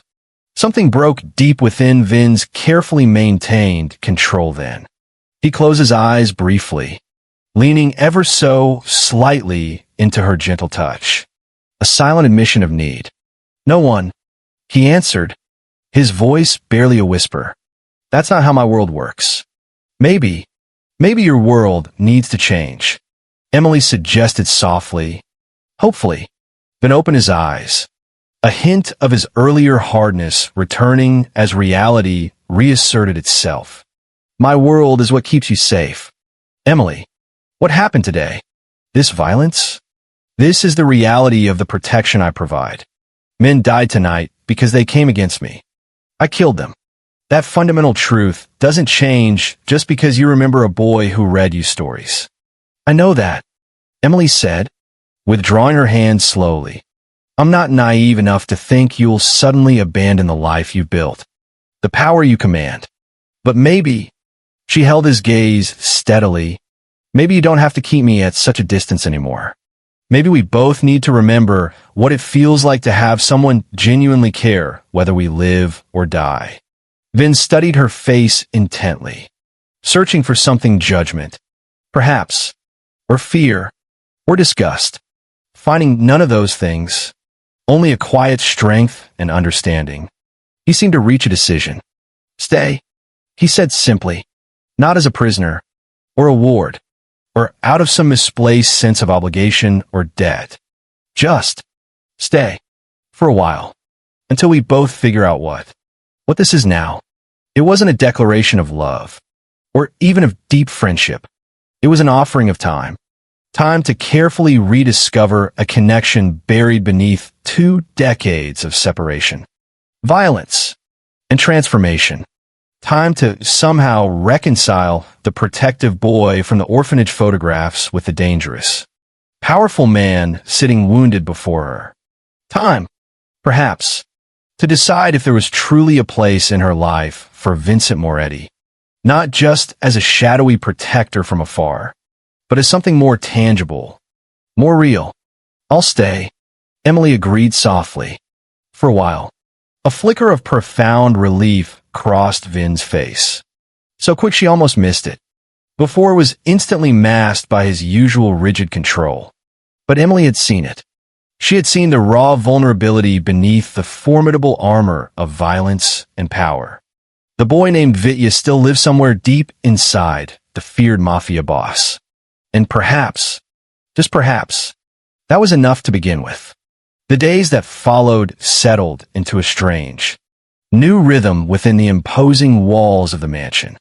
Vin's injury, though not critical, forced him to remain home more than usual, creating unexpected opportunities for him and Emily to cautiously, tentatively rebuild a connection that had been severed 20 long years ago. They share meals, often sitting in comfortable silence, sometimes engaging in careful, exploratory conversations. They avoided the grim realities of his violent world, instead exploring safer topics, books he remembered she had loved as a child, the ways the city had changed over the years, her experiences and studies in college. Emily discovered that beneath his fearsome reputation and ruthless exterior, Vin possessed a sharp, self-taught intelligence and an unexpected, deep knowledge of literature, art, and history. He explained, somewhat clinically, that in his position, appearing cultured and educated was almost as important strategically as appearing dangerous. But Emily sensed it was more than just strategic appearance. He genuinely seemed to crave knowledge, perhaps as a way to mentally rise above the brutal circumstances of his life. For his part, Vin seemed determined to draw a careful, distinct line between his business dealings and his time with Emily. He still disappeared for hours into his temporary office in the West Wing. His main one was undergoing repairs from the attack, emerging sometimes with that familiar cold hardness in his eyes that spoke of difficult decisions and likely brutal orders given. But when he was with her, he made a visible, conscious effort to leave that dark world at the door. A week passed. Then two. The terms of their original, tentative agreement 1 week had long expired, but neither of them mentioned it. Emily no longer felt like a prisoner, or even really like a guest. Against all odds, she had begun to feel strangely, unsettlingly at home in this luxurious fortress. One quiet evening, they sat together in the vast library. Vin was reading aloud from a collection of classic Russian folktales. Stories he admitted he had once recited to her from memory in the sterile orphanage dormitory when childhood nightmares kept her awake. His deep, resonant voice gave the ancient tales a weight and magic that transported Emily momentarily back to those long-ago moments when his quiet words had been her only comfort in a lonely world. "I used to think you made those stories up," she confessed softly when he paused between tales, looking up from the book. "They always seemed too perfect, too magical, to possibly be real." Vin's lips curved in a small, rare smile that reached his eyes. "I might have embellished them a bit," he admitted, "changed some of the endings that were too grim. A little girl who had already seen far too much sadness deserved happier stories. I thought." Emily studied him in the warm, soft lamplight. The cut above his eyebrow had healed nicely, leaving only a faint pink line, but the dangerous aura surrounding him never fully disappeared. It clung to him like a second skin, visible in the alert, watchful way he always sat, the careful positioning that invariably kept him between her and the nearest door or window, the occasional quick, assessing glances toward the darkened grounds outside, always protecting, always vigilant. "Did you have anyone to tell you stories?" she asked softly, curious about the boy Vitya after he'd been taken away. "After you left St. Jude's?" Something shadowed and dark flickered in Vin's expression. Saul didn't believe in stories, he said flatly. He believed in lessons. Hard ones. He closed the heavy book, setting it carefully aside on the table beside his chair. "But I remember the tales," he continued, his voice dropping slightly. "Sometimes, in the worst moments, I would recite them silently to myself. Remember the little girl back at St. Jude's who still believed in magic and happy endings." A shadow of deep pain crossed his features briefly. "It helped keep me human, when everything and everyone around me was pushing for me to become something else entirely." Emily moved her wheelchair closer to where he sat. Over the past weeks, she had become surprisingly adept at navigating the sprawling mansion, which she now realized, with growing certainty, must have been designed or significantly modified with her potential mobility needs in mind from the very beginning, a silent testament to Vin's long-held secret hope that she might someday, somehow, be here. You said once, she began carefully, choosing her words, that I wouldn't want to know what you truly became. But I think I do know now. Vin, I've seen enough, heard enough, observed enough these past weeks. And yes, she acknowledged honestly, there's darkness there, violence and power that still frighten me sometimes. But there's also the boy who protected me, the boy who sacrificed his own innocence for mine, the man who kept childhood treasures hidden away in a box for 20 years. Vin's expression remained carefully guarded, but his eyes held a raw vulnerability he rarely allowed anyone, perhaps no one, to see. The things I've done, Emily, they can't be undone. They can't simply be forgiven. I'm not offering forgiveness.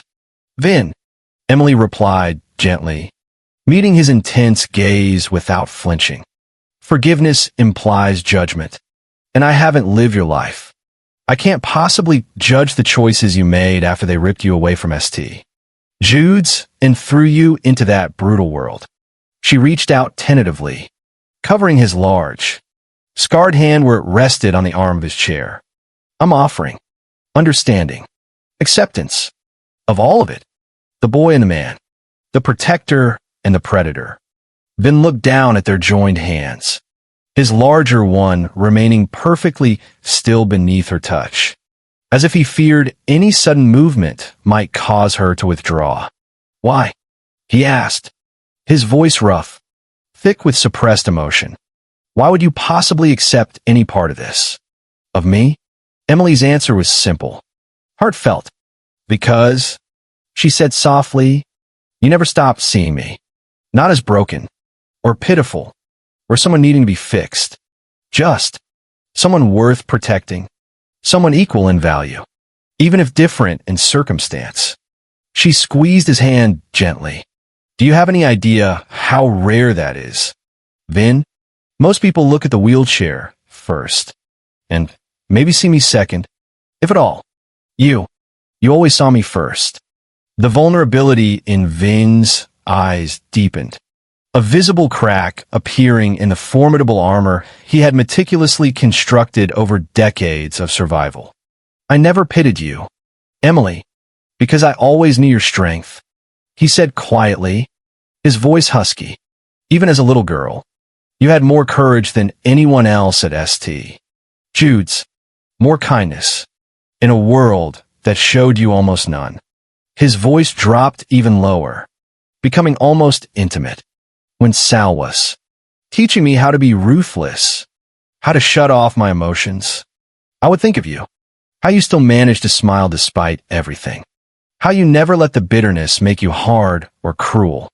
It haunted me, in a way, made me keep a small part of myself locked away, untouched by what I was becoming. The vast emotional distance between them seemed to shrink rapidly in that shared moment of honesty. 20 years of silence and separation collapsed under the weight of mutual understanding and acceptance.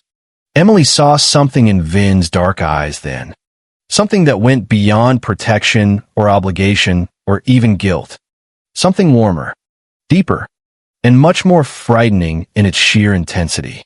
Before either of them could acknowledge or articulate the shifting current flowing between them, the library door burst open without a knock. Leo stood there, his scarred face tense with urgency. "Boss," he said sharply, dispensing with formalities. "We have confirmation. Falcone is moving against the Eastern Territory tonight. Our men are in position, but they need direction. Now." The transformation in Vin was immediate, jarring, and complete. The vulnerability in his eyes vanished instantly, replaced by cold, hard calculation as he rose smoothly to his feet. "Prepare the secure room for Emily," he ordered Leo crisply. "Double the house guards. No one enters or leaves this property without direct authorization from me personally."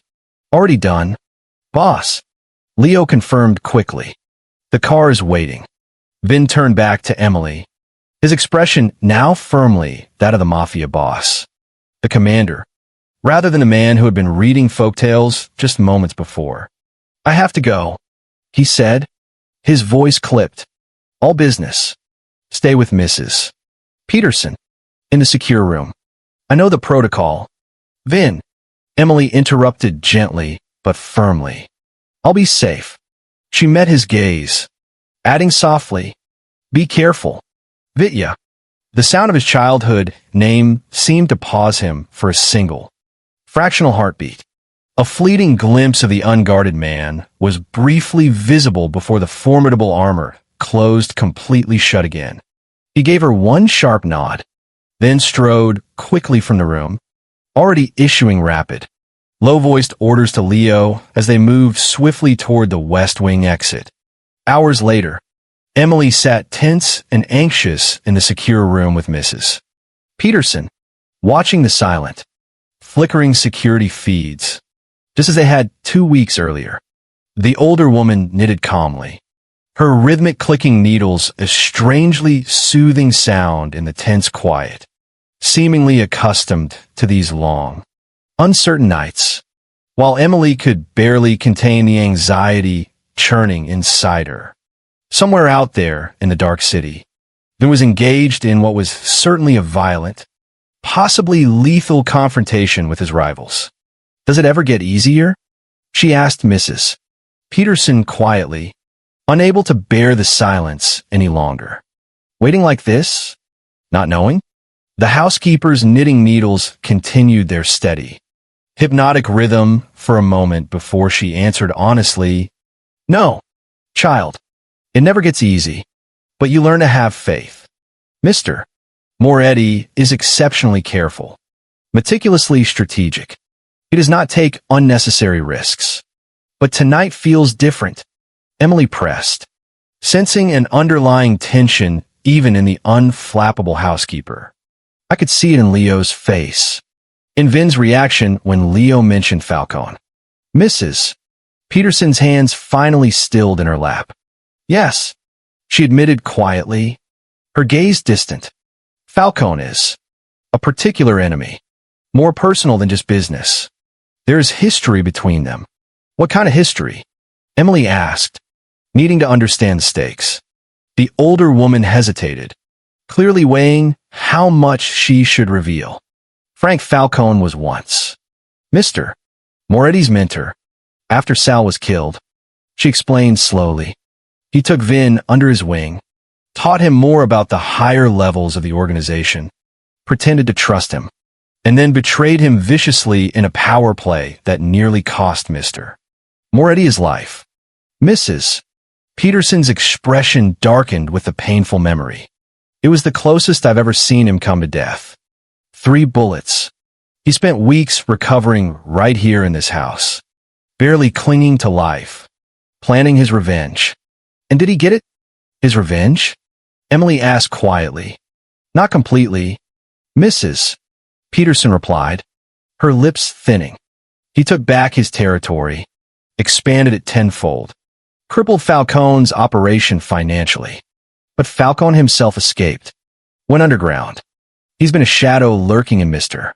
Moretti's world ever since appearing suddenly, causing damage, striking alliances against him, then disappearing again before Vin could finish him. She resumed her knitting, the clicking sound filling the silence again. Tonight, perhaps tonight, will finally end it. One way or another. The heavy weight of this dangerous history settled oppressively in the secure room as midnight passed. Then 1 a.m., with absolutely no word from Vin or his men. Emily tried to distract herself with books, with television, but her thoughts remained stubbornly fixed on the complex man who had re-entered her life so dramatically.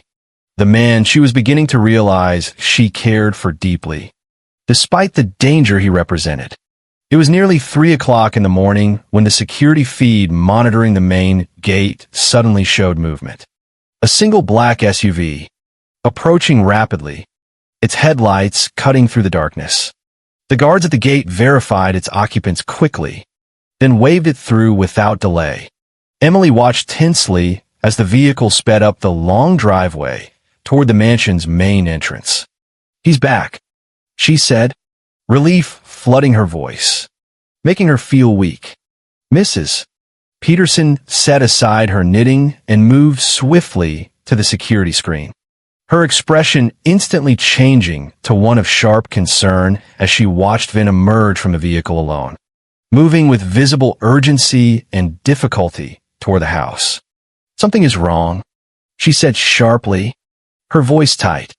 He would not return without Leo unless... The secure room's dedicated phone rang shrilly then, cutting her off mid-sentence. Mrs. Peterson answered it immediately, her face paling visibly as she listened intently to the voice on the other end. "Yes," she said after a moment. "Right away." She hung up abruptly and turned to Emily, her usual unflappable composure finally shaken. "We must go. Mr. Moretti needs us in his office. Immediately." "What's happened?" Emily asked, already wheeling herself toward the door, her heart pounding with renewed fear. "Falcone." Mrs. Peterson replied grimly, her eyes dark with worry. "Somehow, he knows about you." Vin's main office in the West Wing, now hastily cleared of debris but still bearing scars from the recent attack, was a space Emily had never entered before. It was a large, imposing room dominated by a massive, battle-scarred mahogany desk. Walls were lined with monitors showing various locations throughout the city, some screens still dark or cracked. Detailed maps were spread across a side table, marked with complex notations she couldn't begin to decipher. The air smelled faintly of dust, smoke, and Vin's expensive cologne. He stood rigidly at the large, newly installed bulletproof window, staring out into the pre-dawn darkness. He was still wearing the same clothes he'd left an hours earlier, though now they were torn, stained, and showed clear signs of a recent, brutal physical confrontation. When he turned sharply at their entrance, Emily was struck by the raw, unadulterated fury blazing in his expression. Not cold calculation this time, but white-hot rage barely contained beneath a thin veneer of control. "Sit," he ordered curtly, gesturing toward a space near his desk where Emily could position her wheelchair. "Mrs. Peterson, seal the house. Full lockdown. No one enters or leaves, including staff, until I say otherwise. Arm all perimeter defenses." The housekeeper nodded grimly and moved immediately to a sophisticated panel on the wall, inputting a complex code that presumably activated the mansion's highest level of security measures. Emily heard the distant, heavy sounds of metal shutters descending over windows throughout the house, and the distinct click of electronic locks engaging on every external door. The fortress was being sealed. "What's happening?" she asked, her voice trembling slightly as she watched Vin begin to pace the room like a caged predator. "Mrs. Peterson said Falcone knows about me." "Knows what?" Vin stopped pacing abruptly, his large hands clenching into white-knuckled fists at his sides. "Everything," he bit out, his voice dangerously low. "Who you are to me. Our connection from St. Jude's. The fact that you're here, in this house." His eyes met hers, blazing with a terrifying mixture of fury and something that looked disturbingly close to fear, not for himself. She realized. But for her, we had Falcone cornered tonight, his back against the wall. Nearly finished it for good. Then he smiled, that slimy bastard, and asked how my little crippled orphan was enjoying my hospitality. Emily flinched involuntarily at the cruel, deliberate description, but forced herself to focus on the immediate implications. "He was baiting you, trying to distract you." "Yes," Vin acknowledged grimly, his voice tight with self-recrimination. "And like a fool, it worked." I hesitated, just for a second, but It was enough. Enough for him to slip away again. He slammed a fist down hard onto his desk, making the few remaining objects on it jump. Stupid. Amateur. Emotional. So, he knows about me, Emily said, trying desperately to remain calm, to think logically amidst the rising panic. Why the extreme response now? The lockdown? Vin's expression darkened further. If that was even possible, because Falcone doesn't just fight his enemies. Emily, he explained, his voice turning deadly serious. He destroys everything they care about first. Everyone they love. His voice caught almost imperceptibly on the last word. He's coming for you, Emily, to hurt me through you. It's his signature move. The stark reality of her situation crashed down on Emily with sudden, terrifying clarity.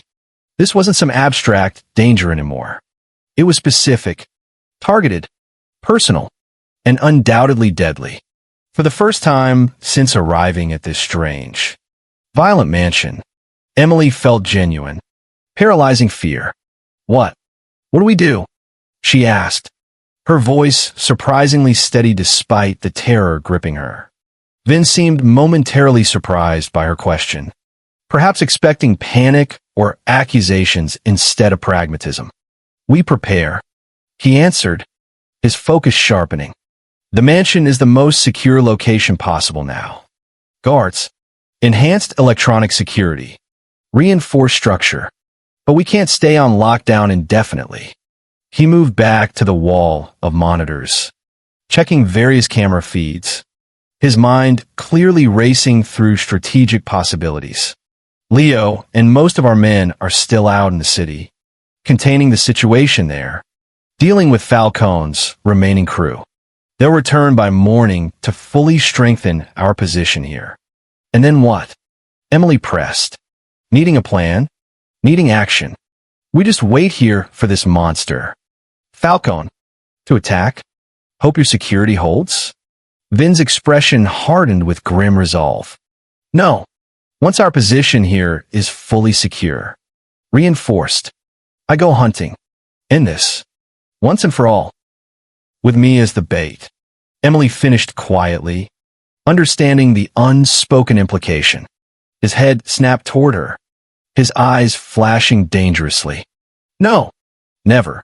You remain here. Protected. No matter what happens out there. That's non-negotiable. But he'll expect that. Emily argued, finding her voice, her courage. If he knows you as well as Mrs. Peterson implied, he'll know you'll lock me away somewhere safe. He'll plan his attack around that assumption. Vin studied her then with a newfound, assessing intensity. You're thinking strategically. I'm thinking about survival. Emily corrected firmly. Mine and yours.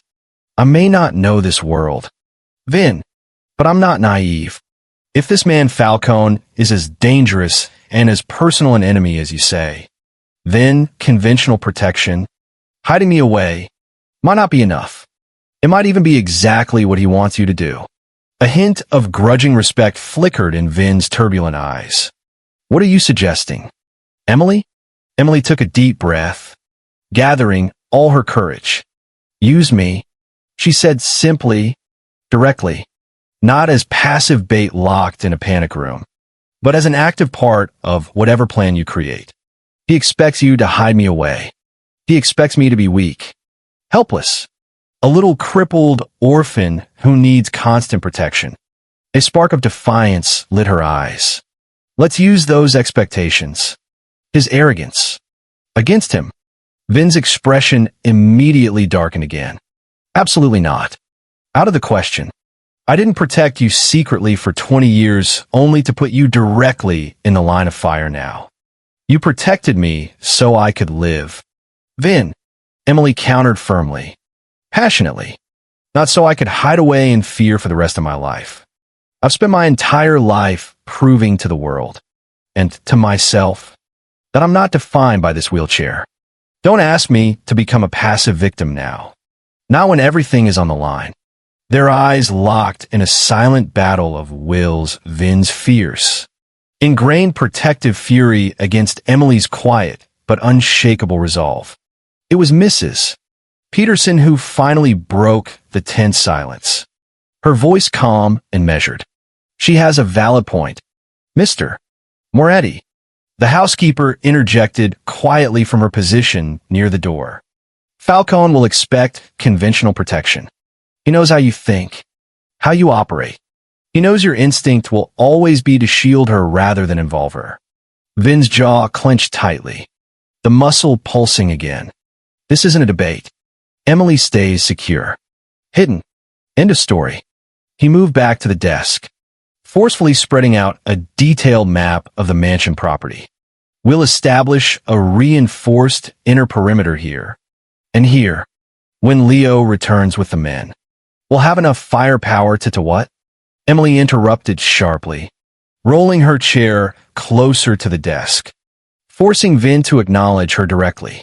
"Start a full-blown war on your own property? How many of your men will die defending that strategy?" "Vin?" She held his gaze, refusing to back down. "I'm not asking to carry a gun or fight. Vin, I'm asking to be part of the solution, instead of just being the problem, the target." The muscle in Vin's jaw twitched again as he visibly struggled with his conflicting instincts, the master strategist inside him, recognizing the cold logic in her argument versus the fierce protector who couldn't bear the thought of putting her in even the slightest risk.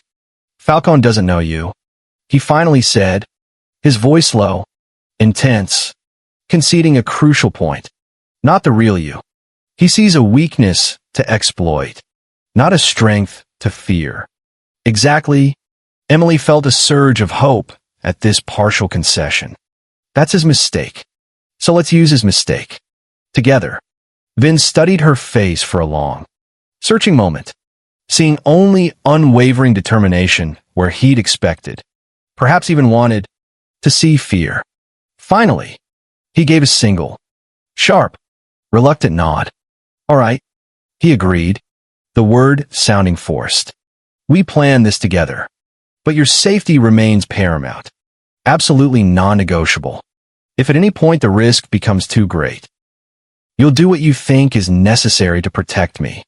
Emily finished for him, a small, knowing smile touching her lips. "As you always have." The palpable tension in the room shifted subtly, the dynamic between them recalibrating in that moment. For perhaps the first time, Vin was truly seeing her not just as the cherished girl from his past needing protection, but as a potential partner in providing that protection, still unequal in physical strength.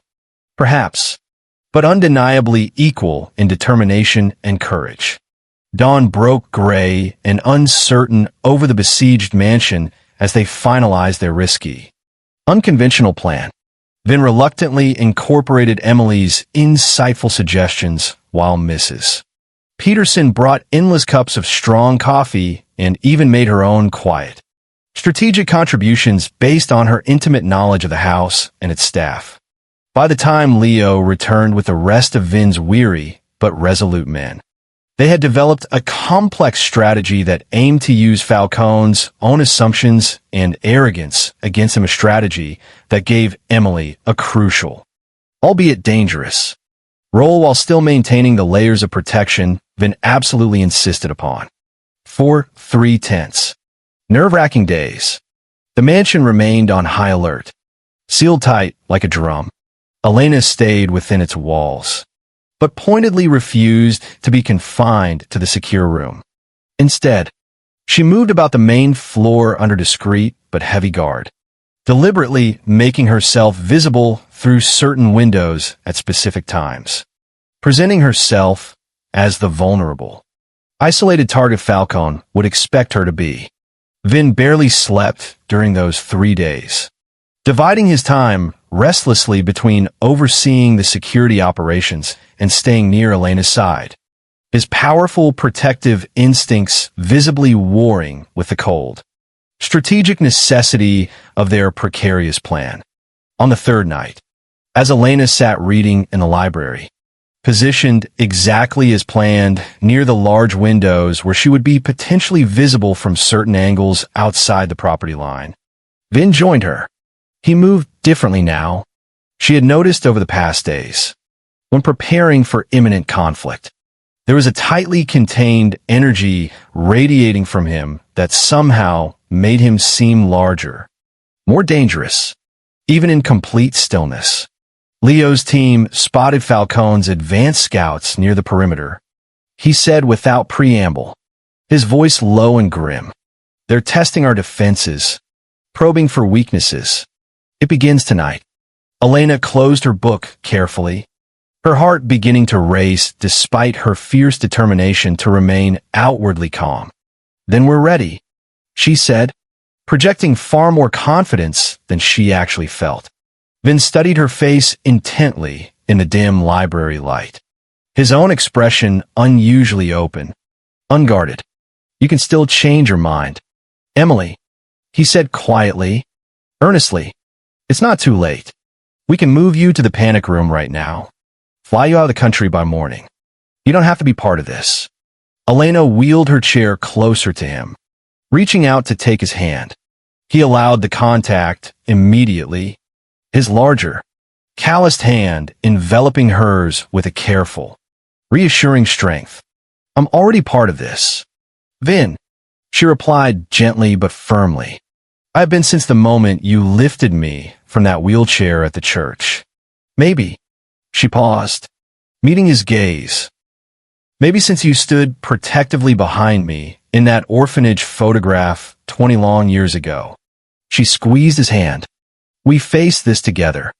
Vitya, something powerful, something profound, moved across Vin's rugged features in emotion too complex, too deep, to easily name, born of 20 years of haunted separation and silent protection, and fueled by the strange, intense connection that had unexpectedly reformed between them these past turbulent weeks. "If anything happens to you, Emily," he began, his voice thick with barely suppressed fear. "It won't," Elena interrupted with quiet conviction, "because you won't let it." And, she added, a spark of determination flashing in her eyes, "Neither will I." Vin raised their joined hands slowly, pressing his lips briefly, almost reverently, to her knuckles in a gesture of tenderness that seemed to surprise them both. "When this is over," he said, his voice rough with suppressed emotion, "we need to talk. About this. About us. Whatever this is becoming between us." Before Elena could respond, Leo appeared silently in the library doorway, his expression grim, his eyes hard. Movement confirmed at the eastern perimeter. He reported curtly, "They've disabled the first layer of sensors." Silently, professionally, instantly, Vin released Elena's hand, his entire demeanor shifting back to that of a commander preparing for battle. "Begin Phase 1, he ordered Leo crisply.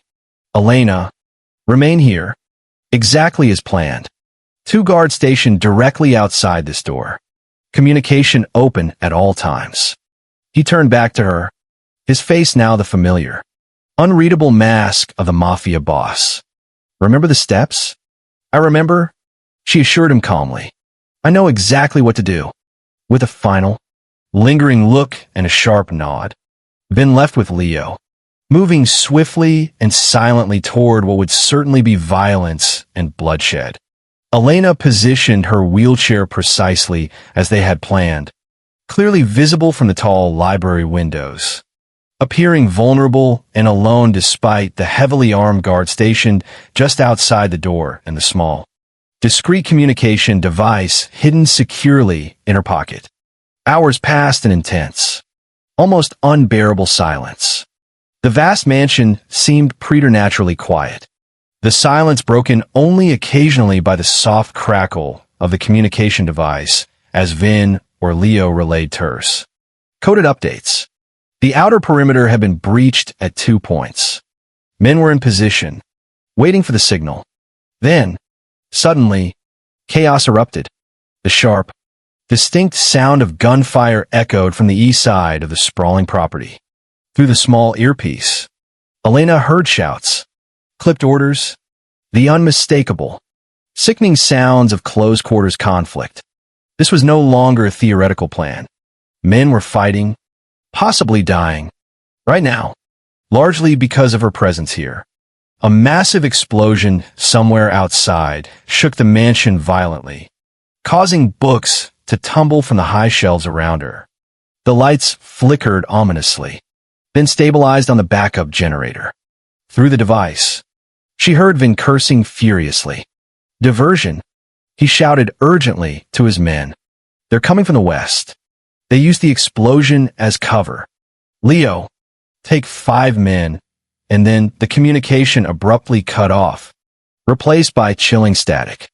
Elena's heart raced frantically as she tried desperately to re-establish the connection. Following the emergency protocol they had established. Nothing. No response.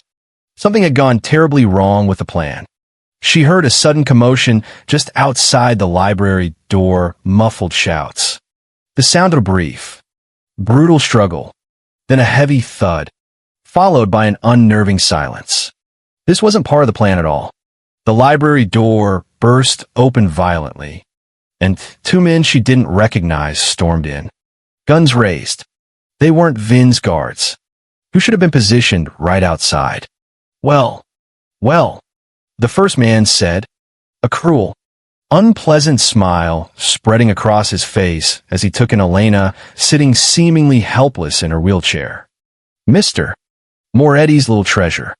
Right where Falcone said she'd be. Elena fought desperately to control her rising fear, her hands gripping the armrests of her wheelchair so tightly her knuckles turned white. These men clearly worked for Falcone. That much was obvious, based on Vin's grim warnings. They likely weren't here to kill her, at least not immediately. According to Vin, Falcone preferred to take his enemies' loved ones alive, to make them suffer, to use them as leverage before delivering the final, fatal blow. That terrifying knowledge was sickening, but it was also crucial to the next phase of their desperate plan. What have you done with the guards? She demanded, forcing strength and indignation into her voice. Playing the part. The man laughed. A harsh, grating sound. They're taking a nap. He sneered. Permanently. He gestured dismissively to his companion. Grab her. Falcone wants her delivered undamaged. For now. The second man moved purposefully toward Elena, reaching for the handles of her wheelchair. She shrank back instinctively, playing the part of the frightened, helpless victim they clearly expected her to be, while cleverly hiding the movement of her right hand as it slipped to the side of her chair and pressed the small, hidden button Vin had installed there just days before. Immediately, the heavy library doors slammed shut behind the 2 intruders, thick metal bolts sliding audibly into place with a decisive thud. The men spun around, guns still raised, suddenly alert to the trap. Simultaneously, from hidden panels in the ornate ceiling, a clear gas began to hiss softly into the room. Not lethal, Vin had assured her repeatedly during their planning, but a fast-acting anesthetic potent enough to render anyone unconscious within seconds. Elena quickly pulled the small, fitted oxygen mask from its concealed hiding place beneath her wheelchair cushion, placing it securely over her nose and mouth just as the 2 men realized their predicament. They rushed frantically toward the sealed doors, pounding uselessly against the reinforced wood, then turned back toward her, their faces contorted with fury and the dawning effects of the gas. You bitch! The first man snarled, lunging toward her even as his movements became clumsy and uncoordinated, the gas rapidly taking effect. You knew. He never finished the sentence. His eyes rolled back in his head, and he collapsed heavily onto the expensive Persian rug, his companion slumping to the floor just seconds later, both completely unconscious. Elena breathed steadily through the small mask. forcing herself to remain calm. Waiting the full 2 minutes Vin had meticulously instructed before the gas would automatically dissipate through the hidden ventilation system. The plan had worked. At least partially. These two intruders were neutralized. But she had lost all communication with Vin. That wasn't supposed to happen. Something had gone seriously wrong elsewhere in the operation. The library doors unlocked with a heavy, metallic click. Elena tensed instantly, not knowing who would enter more of Vin's men, or more of Falcone's intruders. Her hand reached beneath her chair again, this time retrieving the small, heavy pistol Vin had reluctantly provided her after hours of intense argument and surprisingly thorough firearms training. The door opened slowly, to reveal Leo. Blood was streaming from a nasty gash on his forehead, dripping onto his torn suit jacket, but he was very much alive. Relief flooded through Elena, so potent it almost made her drop the gun. It worked, Leo said grimly, eyeing the unconscious men on the floor with grim satisfaction. Good. We need to move you. Now. The mansion is compromised. Where's Vin? Elena asked immediately, her voice sharp with anxiety. Following Leo as he quickly checked the hallway before holding the door for her wheelchair. Leo's expression hardened, his eyes filled with worry. Falcone was smarter than we anticipated. The Western attack. It was another diversion. He personally led a small, elite team through an old underground service tunnel. An access point even the boss didn't know existed. He quickly checked the hallway again before continuing, his voice low and urgent. The boss went after him directly. Alone. Order me to get you to the secondary safe location immediately. Fear, cold and sharp, gripped Elena's heart. He's facing Falcone alone? That wasn't the plan. Plans change in battle. Emily, Leo replied grimly, his tone leaving no room for argument. We can't help him if you're not secure. That's his absolute priority. And now it's mine. He tapped his earpiece, speaking urgently into it. Tony, east entrance. Now. Package is secure, but needs immediate transport. They moved quickly through the main part of the mansion, which now bore the unmistakable signs of intense conflict. Broken antique furnishings lay shattered. Fresh bullet holes marred the expensive wallpaper, and small fires smoldered in corners, being contained by the few remaining members of Vin's security team. Elena felt sickened by the destruction, the violence brought into this home because of her presence. Yet, simultaneously, she felt a strange, fierce pride in having played an active, albeit small, role, rather than simply hiding passively in the secure room. As they approached the designated east entrance, another massive explosion rocked the building, this one much closer, sending tremors through the floor beneath them. Leo cursed fluently in what sounded like Russian, shoving Elena's wheelchair forcefully forward as debris rained down from the ceiling around them. The West Wing, he shouted over the ringing in their ears, his voice tight with concern. Sounds like they're trying to bring down the whole damn building.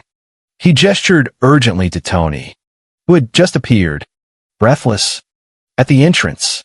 Get her out. Now. Take the tunnel route directly to point B. I'm going back for the boss. Leo. Wait. Elena called out desperately as Tony took firm control of her wheelchair handles. The boss will kill me if anything happens to you. Emily. Leo finished grimly, already turning back toward the sounds of fighting. Go. I'll find him.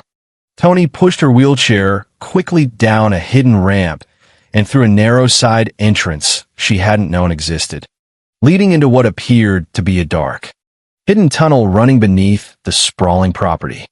They moved rapidly through the dimly lit passage, the chaotic sounds of conflict gradually fading behind them.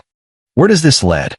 Elena asked, trying to orient herself in the disorienting darkness.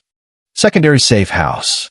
Tony replied tersely, his focus entirely on moving them forward quickly. About 2 kilometers from the main property. Underground the whole way.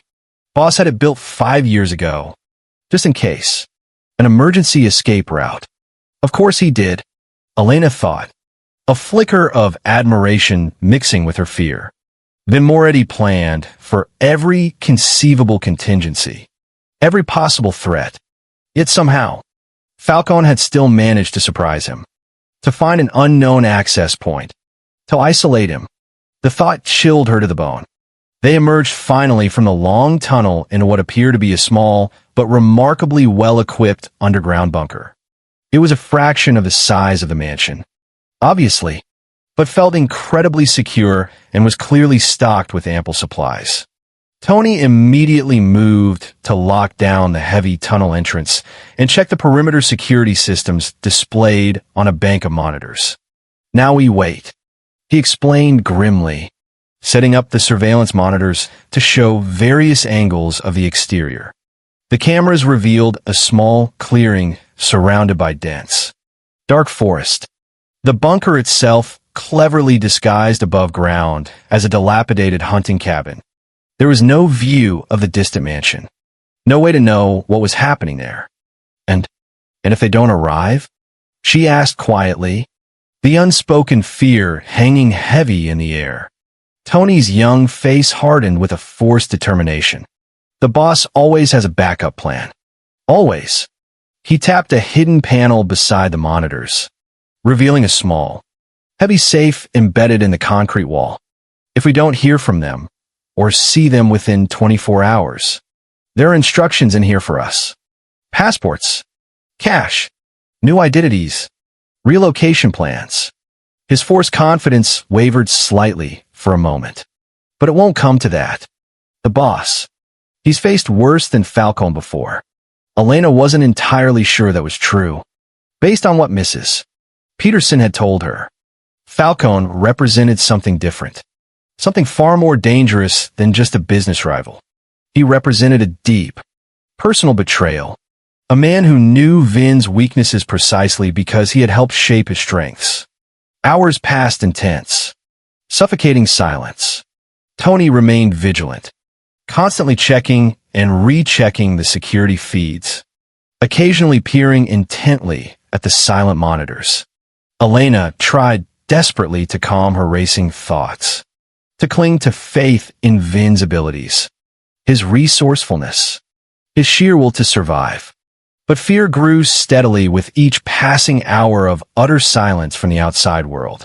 It was past midnight again when the perimeter alarm suddenly beeped softly. A single, quiet warning. Tony immediately tensed, his hand instinctively moving to the weapon holstered at his side as he scanned the monitors intently. Movement detected in the trees, he reported, his voice low and hushed.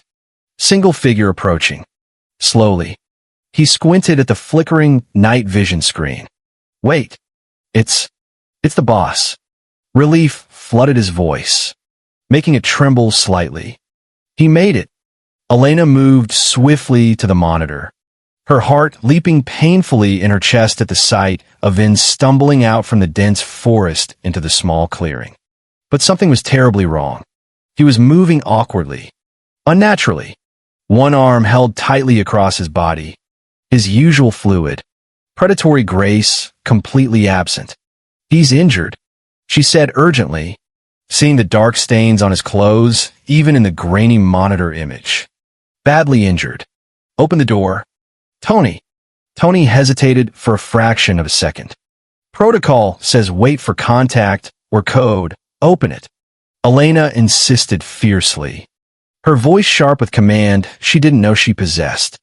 Now, perhaps hearing the raw desperation and authority in her voice, Tony complied immediately, quickly unlocking the series of heavy security measures that sealed the bunker entrance.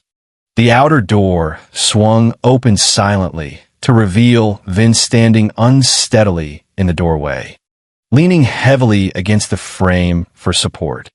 Elena gasped audibly at the sight of him. His clothing was torn and soaked in blood, his face a mask of fresh cuts and deep bruises. He clutched his left side tightly, where dark blood seeped sluggishly between his fingers. But what struck her most was the expression in his eyes, a harrowing combination of sheer agony, profound exhaustion, and something that looked strangely, unnervingly, like peace. "Emily," he breathed, his voice rough, ragged. "You're safe." "Vin," she cried, wheeling rapidly toward him as Tony rushed forward to support his considerable weight. "What happened? Where's Falcone? Where's Leo?" Vin allowed Tony to help him carefully to a chair, grimacing sharply with pain as he sat down heavily. "Leo is securing what's left of the mansion," he said, his breathing shallow and labored. "The fire is contained. Most of our men survived." "And Falcone?" Emily pressed urgently, moving closer, her eyes scanning his terrible wounds with growing alarm. A grim, humorless smile touched Vin's bloodied lips. "Dead," he said simply. Finally, the single word carried the immense weight of years of bitter conflict, of the deeply personal vendetta that had clearly defined so much of Vin's adult life. Elena could see in his exhausted eyes that something fundamental had shifted within him. A heavy burden finally lifted, a dark chapter irrevocably closed. "You're hurt," she said again, focusing on the immediate, critical concern. "Very badly." Vin shook his head dismissively, though the effort clearly cost him. "I've had worse." "Not according to Mrs. Peterson," Emily countered sharply, already moving toward the medical supplies Tony had retrieved from a cabinet. "Let me see."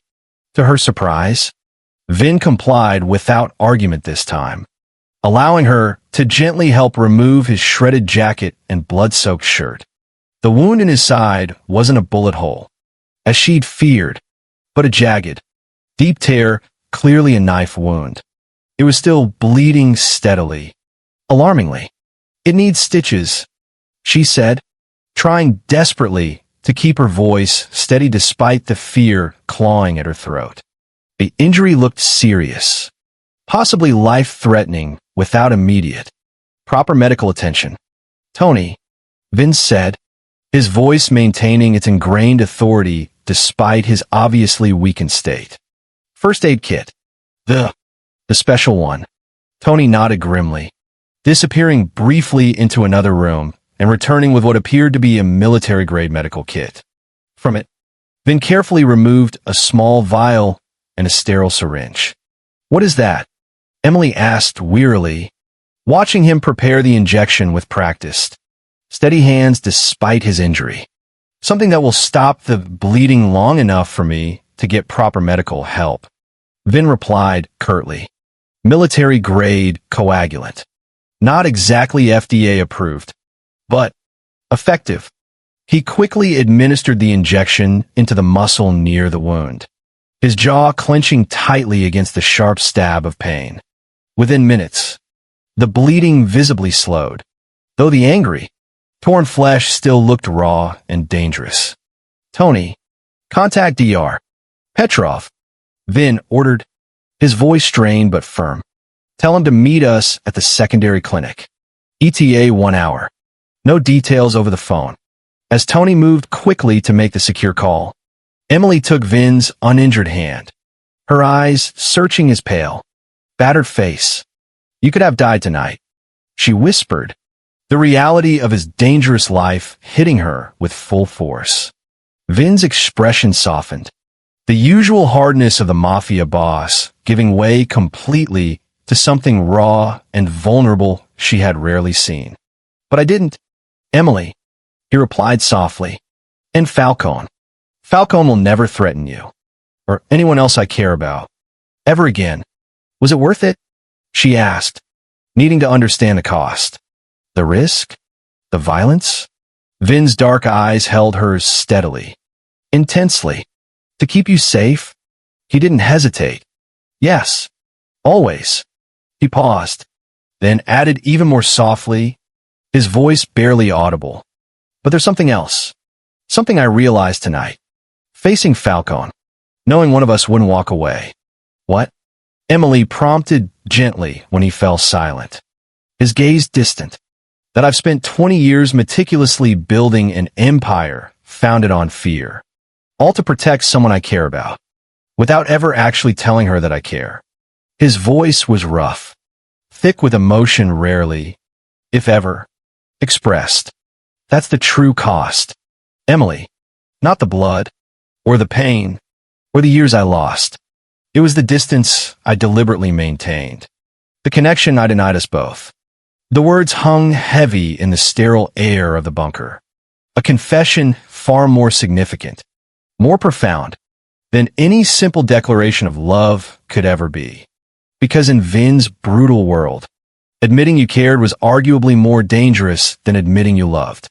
Caring made you vulnerable. Caring gave your enemies leverage. And yet, here he was, wounded and exhausted, admitting it openly.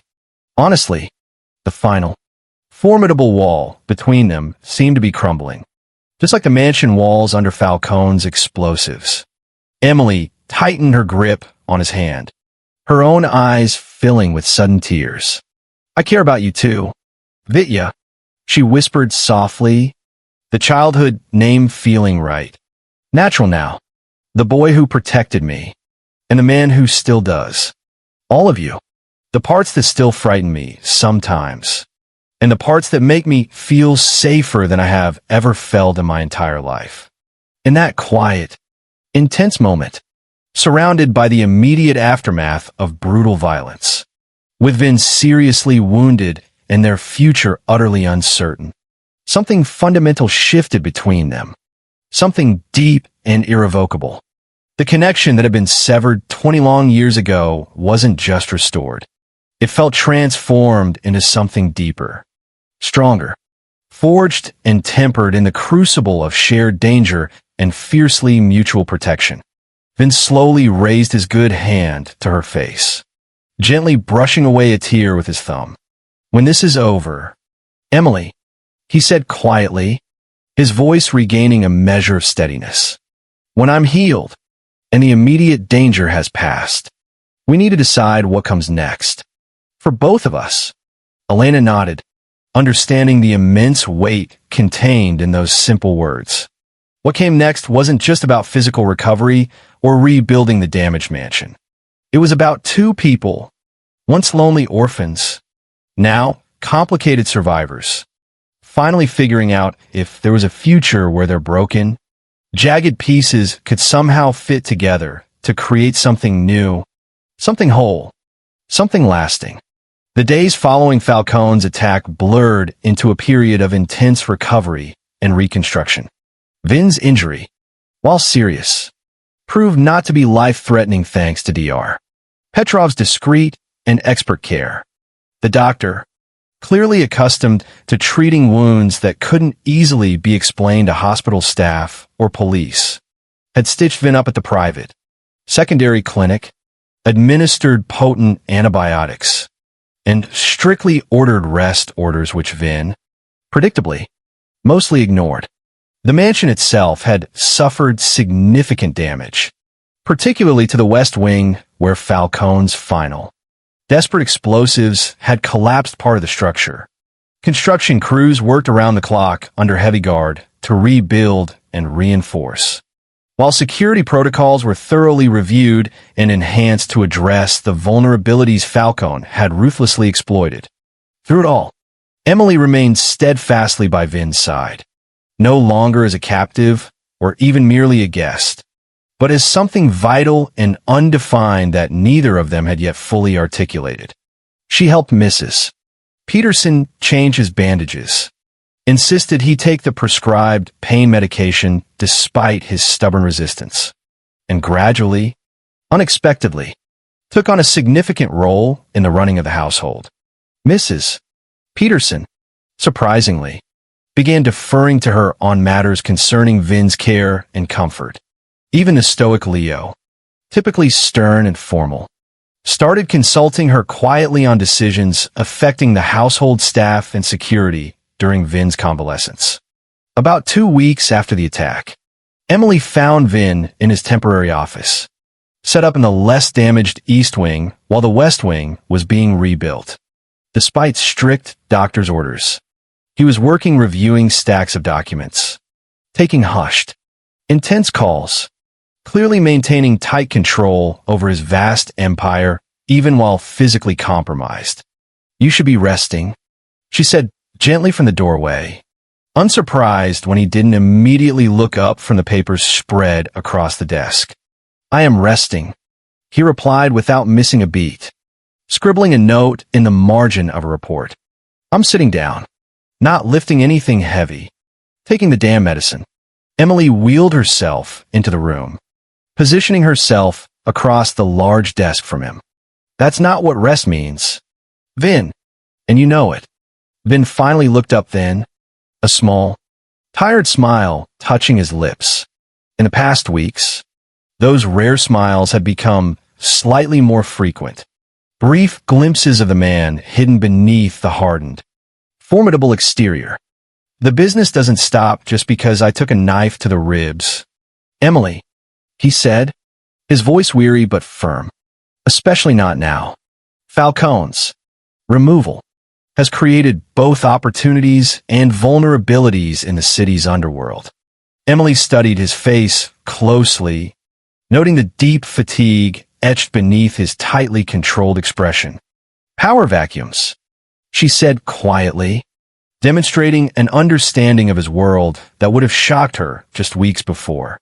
Everyone else scrambling to take over Falcone's territory, testing the waters, seeing if you're still strong enough to defend your own after the attack. Vin's eyebrows rose slightly, clearly impressed, perhaps even slightly unnerved, by her accurate assessment. "Exactly," he confirmed, "which is precisely why I can't show any weakness now. Can't afford to disappear completely to recover while my enemies circle like sharks smelling blood. But you don't have to do it entirely alone." Emily countered softly. "Leo is capable, loyal. Your captains seem loyal. Surely they could handle more of the day-to-day operations while you focus on the bigger strategic decisions. At least until you're fully recovered." Vin set down his pen slowly, really looking at her now, his gaze sharp and assessing. "When did you become so knowledgeable about mafia power structures?" he asked, his tone caught somewhere between amusement and genuine concern. "I listen," Emily replied simply. "I observe. And contrary to what you might still think, I'm not naive about what you do or the world you operate in. I've accepted that this is your reality. Vin, I'm just suggesting you might find a better, healthier balance within it." Something shifted subtly in Vin's expression then, a flicker of recognition that seemed to surprise even himself. "You're right," he admitted after a moment's heavy silence, the admission clearly costing him. "I've always handled everything personally. Trust has never come easily to me. Because of Falcone," Emily stated quietly, understanding dawning. "His betrayal made it almost impossible for you to delegate, to truly rely on others, even those closest to you." Vin nodded slowly, conceding the point. "You see too much, Emily," he murmured, but there was no accusation in his voice, only a kind of quiet wonder, as if he was still adjusting to the unfamiliar sensation of being truly seen, truly understood, by another person. "Speaking of seeing things," Emily continued, deliberately gathering her courage for the conversation they had both been silently postponing since that night in the bunker. You said we needed to talk about what comes next for us. I think it's time for that discussion." Vin's posture shifted subtly, a familiar tension entering his body despite his effort to appear relaxed and in control. "Yes," he agreed quietly, his gaze dropping briefly to the papers on his desk before returning to meet hers. "Yes, I suppose it is." A heavy, significant silence settled between them, both acutely aware that this conversation, these next few moments, could define their entire future together, or irrevocably apart. "I can't go back," Emily said finally, breaking the silence, her voice clear and steady. To my old life. I mean, not just because of what happened at the wedding, but because of everything since. I've changed. Vin, being here, seeing your world from the inside, understanding who you really are. It's changed me fundamentally.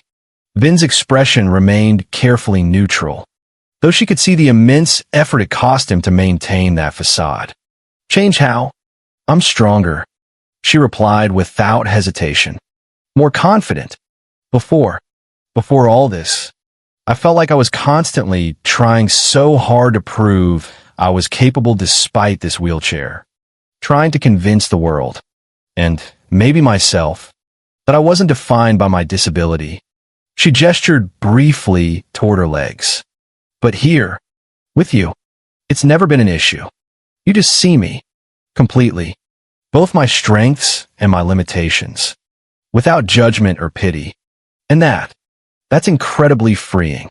Something akin to profound relief flickered across Vin's tightly controlled features. I'm glad for that, Emily. Truly. But my world is dangerous. Falcone is gone. Yes, but there will always be others. Men like me. We don't usually get happy endings. I'm not asking for a fairy tale. Vin, Emily said firmly, meeting his gaze unflinchingly. I'm asking for honesty, for partnership, for the chance to choose my own path. Standing beside you, with full knowledge of all the risks involved. Vin stood then, moving slowly around the large desk until he stood directly before her wheelchair. He lowered himself carefully, deliberately, onto one knee, bringing their eyes level, a powerful gesture of equality and respect that moved her deeply. What do you want, Emily? He asked, his voice stripped bare of its usual command, utterly vulnerable in a way few, if any, had ever heard from him. Tell me exactly what you want, and if it is within my power to give, it's yours. The question was simple, direct, but the answer held the potential to change everything between them. Emily took a deep, steadying breath, reaching out to take both of his large, scarred hands in hers. I want to stay, she said clearly, her voice unwavering. Here, with you, not as someone hidden away or merely protected, but as a partner, someone who stands beside you, shares the burden, helps carry the weight of this life, this empire you built. Vin's expression shifted from raw vulnerability to stunned confusion. A partner? In what sense? In every sense, Emily replied steadily, holding his gaze. Personal and professional. Vin stared at her, genuine shock finally breaking through his rigidly maintained control. Professional? Emily, you can't possibly mean I do. Emily interrupted firmly but gently. I've been watching, listening, learning these past weeks. Vin, I understand more than you think about how your world works, the power structures, the loyalties, the betrayals, the strategic thinking required. I'm not suggesting I become some kind of street soldier or carry out violence.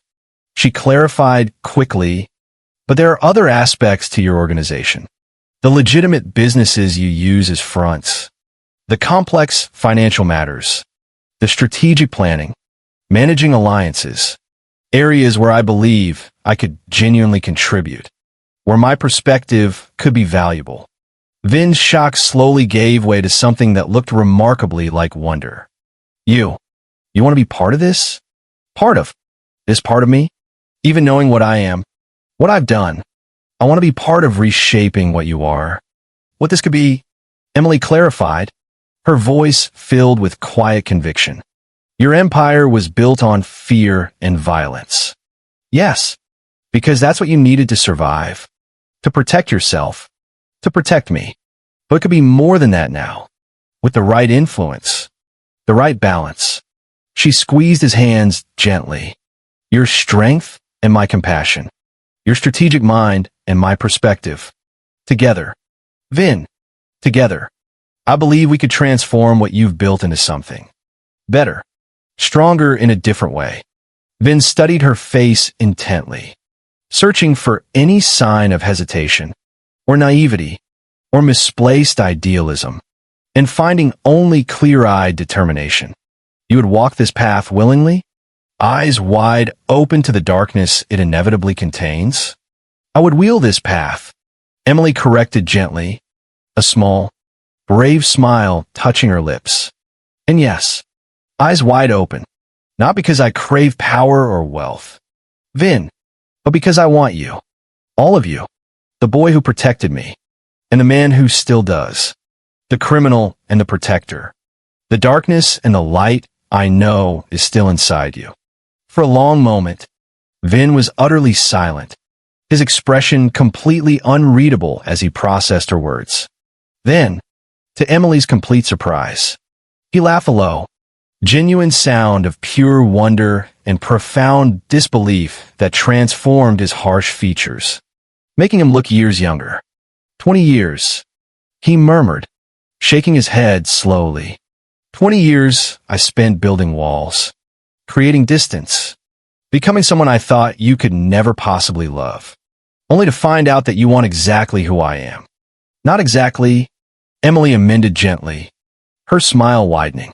I want who you are, and who you could still become. The potential I see in you. In us. Vin reached up slowly, cupping her face with a tenderness that still felt startling, coming from his dangerous, calloused hands. Emily Clark, he said, using her full name for perhaps the first time since they'd been reunited, his voice thick with emotion. You continue to surprise me, to challenge me, to truly see me.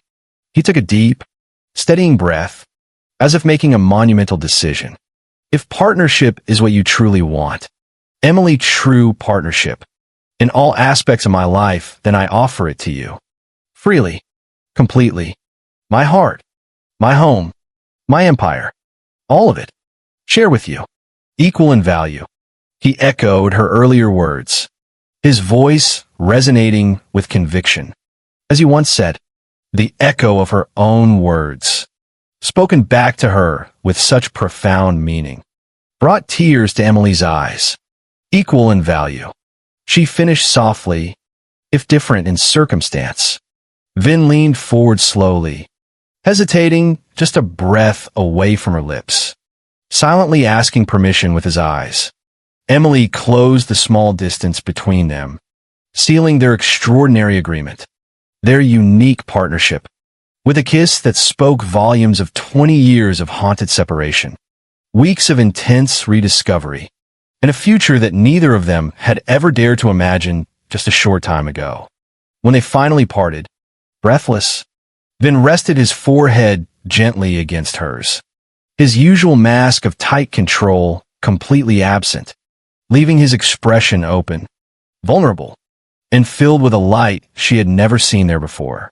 There's something else, he murmured quietly, his voice rough. Something I've wanted to tell you since that first day at the church.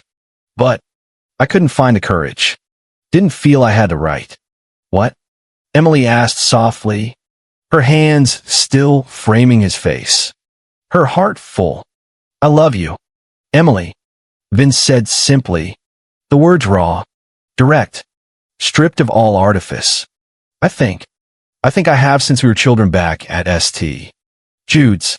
It's the one constant thing in a life filled with violence and change and darkness. The love I carried secretly for the brave little girl in the wheelchair who somehow saw me as her hero when I was nothing but a skinny, angry orphan with a bad temper and no future. His voice roughened further with decades of suppressed emotion. Everything I've built, Emily, every brutal choice I've made, it all circles back to you. It always has. The simple, powerful words washed over Emily like a warm wave, filling empty spaces deep within her that she hadn't even known existed until this moment. I love you, too, Vitya, she whispered, the tears finally spilling over. Tears of joy this time, not sorrow. The boy you were, and the man you've become. All of you. In that quiet, profound moment, Something fundamental shifted deep within Vincent Moretti. A final realignment, a surrender, that Emily could see reflected clearly in the depths of his dark eyes. The last wall crumbled. The final defense fell away completely. For perhaps the first time since he was a terrified 14-year-old boy being dragged into a life of crime, he allowed himself to be completely vulnerable, completely seen, completely loved. The weeks and months that followed brought significant transformation to Vin, to Emily, and gradually, to the formidable empire he had painstakingly built. With Emily's quiet but steady influence, Vin began strategically restructuring his organization, cautiously shifting resources and focus away from the more volatile illegal activities towards expanding his portfolio of legitimate businesses. Violence remained an unfortunate reality of their world, a tool sometimes necessary for survival. But under Emily's gentle counsel, it increasingly became a last resort rather than a first response. Rivals who tested the waters, expecting the swift, brutal retaliation typical of the old Vin Moretti, found themselves instead facing sophisticated strategic economic pressure, or unexpected alliances formed against them, leaving them contained or neutralized, often without a single drop of bloodshed. The damaged mansion was rebuilt, but it felt different now, warmer, more welcoming, less like an imposing fortress and more like a true home. Sophia observed these subtle but profound changes with quiet, deep approval, occasionally allowing herself a small, satisfied smile when she saw Vin and Emily working side by side in his restored office or sharing quiet, intimate moments in the library late at night. 3 months after Falcone's attack, Vin surprised Emily with a proposal, though it wasn't the traditional kind most women might expect. Standing together in his fully restored, elegant office, he presented her not with a ring, but with a thick folder of legal documents. "What are these?" Emily asked, accepting the folder, puzzled. "Partnership papers," Vin replied, a hint of uncharacteristic nervousness flickering in his eyes. "Formal, legal documents making you co-owner of all my legitimate holdings. Equal authority in all related business matters. Equal stake in everything I've built." Emily flipped through the dense pages, understanding dawning slowly. This is more than just symbolic. "Vin," she said, looking up at him, grasping the magnitude of the gesture. "This puts real, tangible power in my hands." "That's the point," Vin confirmed, his gaze steady and serious. "Equal partners, as we agreed, in every sense." He hesitated for a moment, then added more softly, a faint smile playing on his lips. "There's something else in there, too, if you're interested." Emily turned to the very last page of the folder, finding not a business document, but a blank marriage license, waiting only for signatures. Her breath caught sharply in her throat as she looked up at Vin, who now held a small, dark velvet box in his hand. "I thought," he began, his voice slightly husky, "perhaps we could make our partnership official, in every possible way." He opened the box carefully to reveal a stunning ring.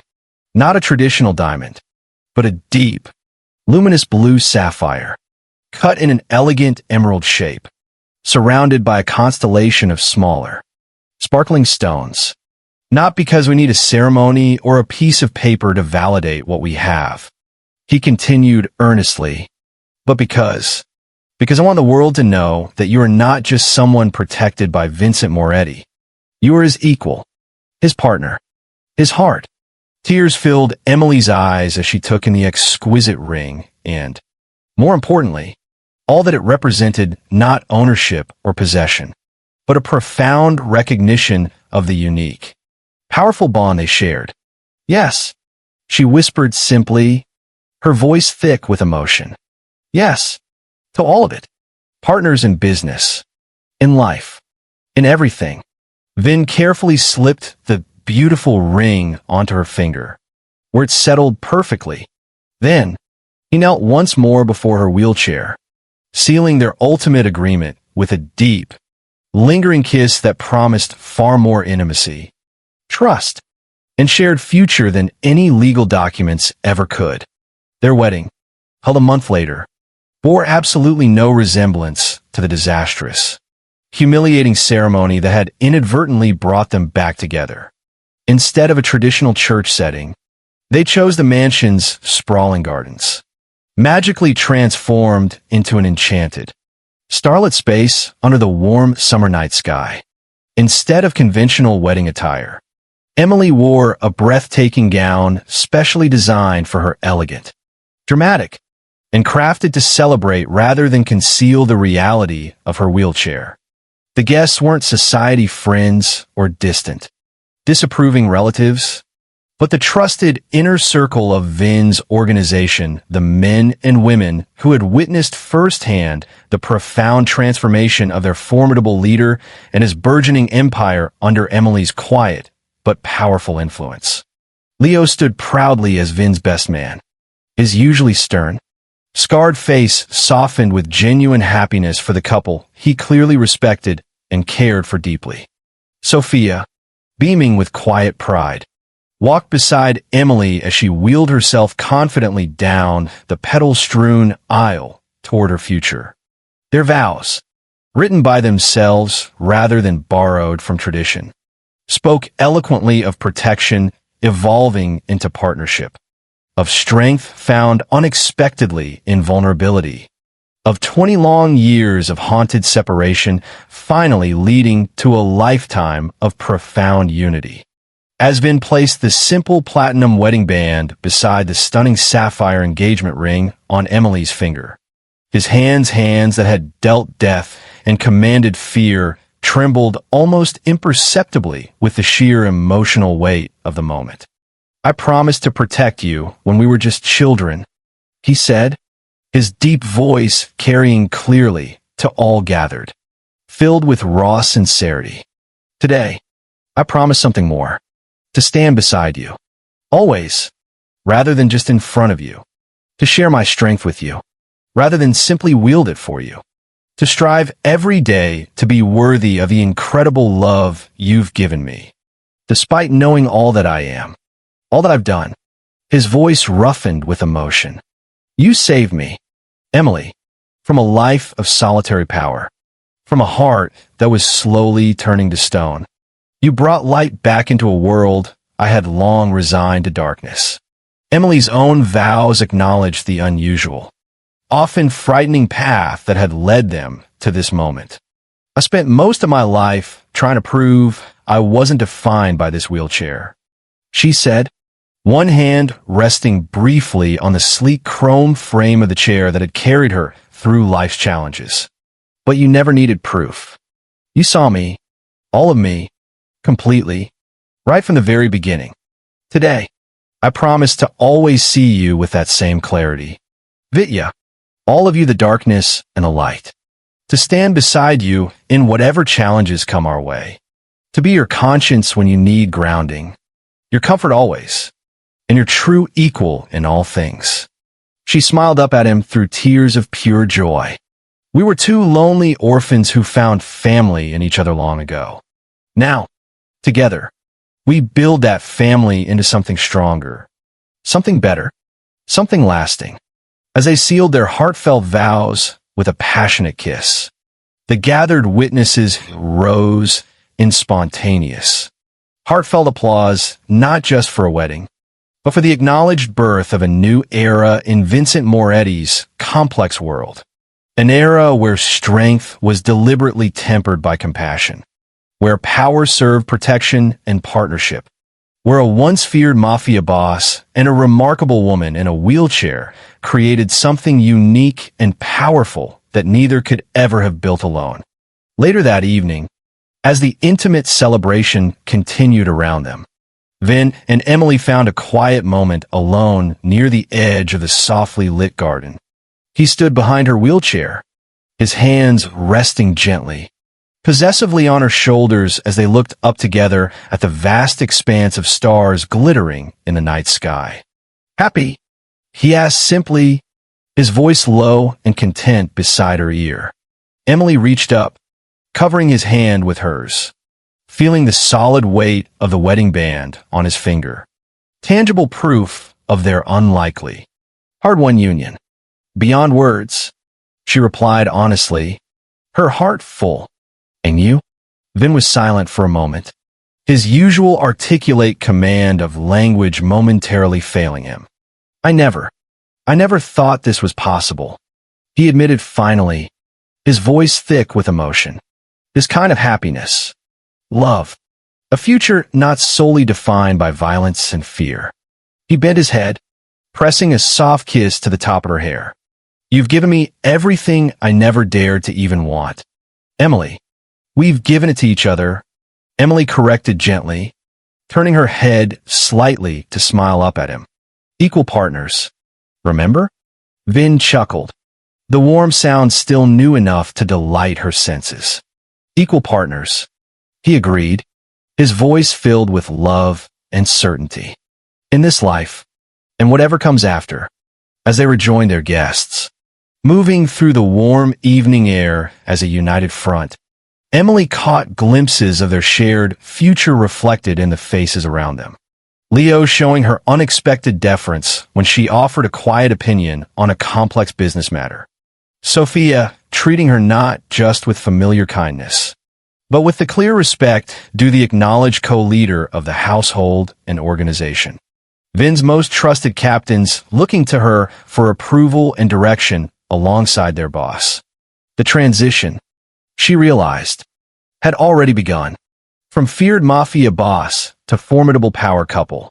From an empire built solely on one man's ruthless strength to a potential dynasty shaped by complementary forces. It wasn't a fairy tale ending. She knew their world still contained inherent dangers. Their businesses, both legitimate and less so, still walked a fine, often precarious line. Their unique love would undoubtedly face challenges unknown to more conventional couples. But it was their ending, their beginning, shaped by their choices, forged in the crucible of their shared past and present, rather than dictated by the expectations or limitations imposed by others. For Emily, who had once felt defined by what she couldn't do, and for Vin, who had been irrevocably shaped by what he had to do to survive. This new beginning represented the ultimate, most precious freedom, the freedom to define themselves, together, entirely on their own terms. Their extraordinary story, beginning in the stark loneliness of an orphanage, interrupted by 20 long years of haunted separation, then dramatically rekindled at a failed wedding, had finally come full circle. The brave boy who had fiercely protected a vulnerable little girl in a wheelchair had become a powerful man who finally recognized and embraced her true strength. The little girl who had once depended entirely on that fierce protection had become a remarkable woman who offered him not dependence, but true partnership in return, equal in value, if different in circumstance, partners in all things. Their love story was unlike any other, certainly, but no less powerful or profound for its uniqueness. From a humiliating rejection at the altar to becoming the powerful, respected equal partner of the city's most formidable man. Emily's journey reminds us that endings are often just beginnings in disguise. And Vin, who spent 20 years building walls of fear and power to protect the one he loved from afar, discover that true, lasting strength lies not just in control, but in vulnerability, in partnership, and in love openly expressed and accepted. Their story continues, their legacy still being written, shaped by both his power and her compassion. Their remarkable love a testament to the enduring truth that we are all equal in value, even when different in circumstance. If you were captivated by Emily and Vin's tale of resilience, unexpected love, and transformation, Please subscribe to our channel for more compelling stories like this one. Hit that subscribe button and ring the notification bell. You won't want to miss what we have coming up next.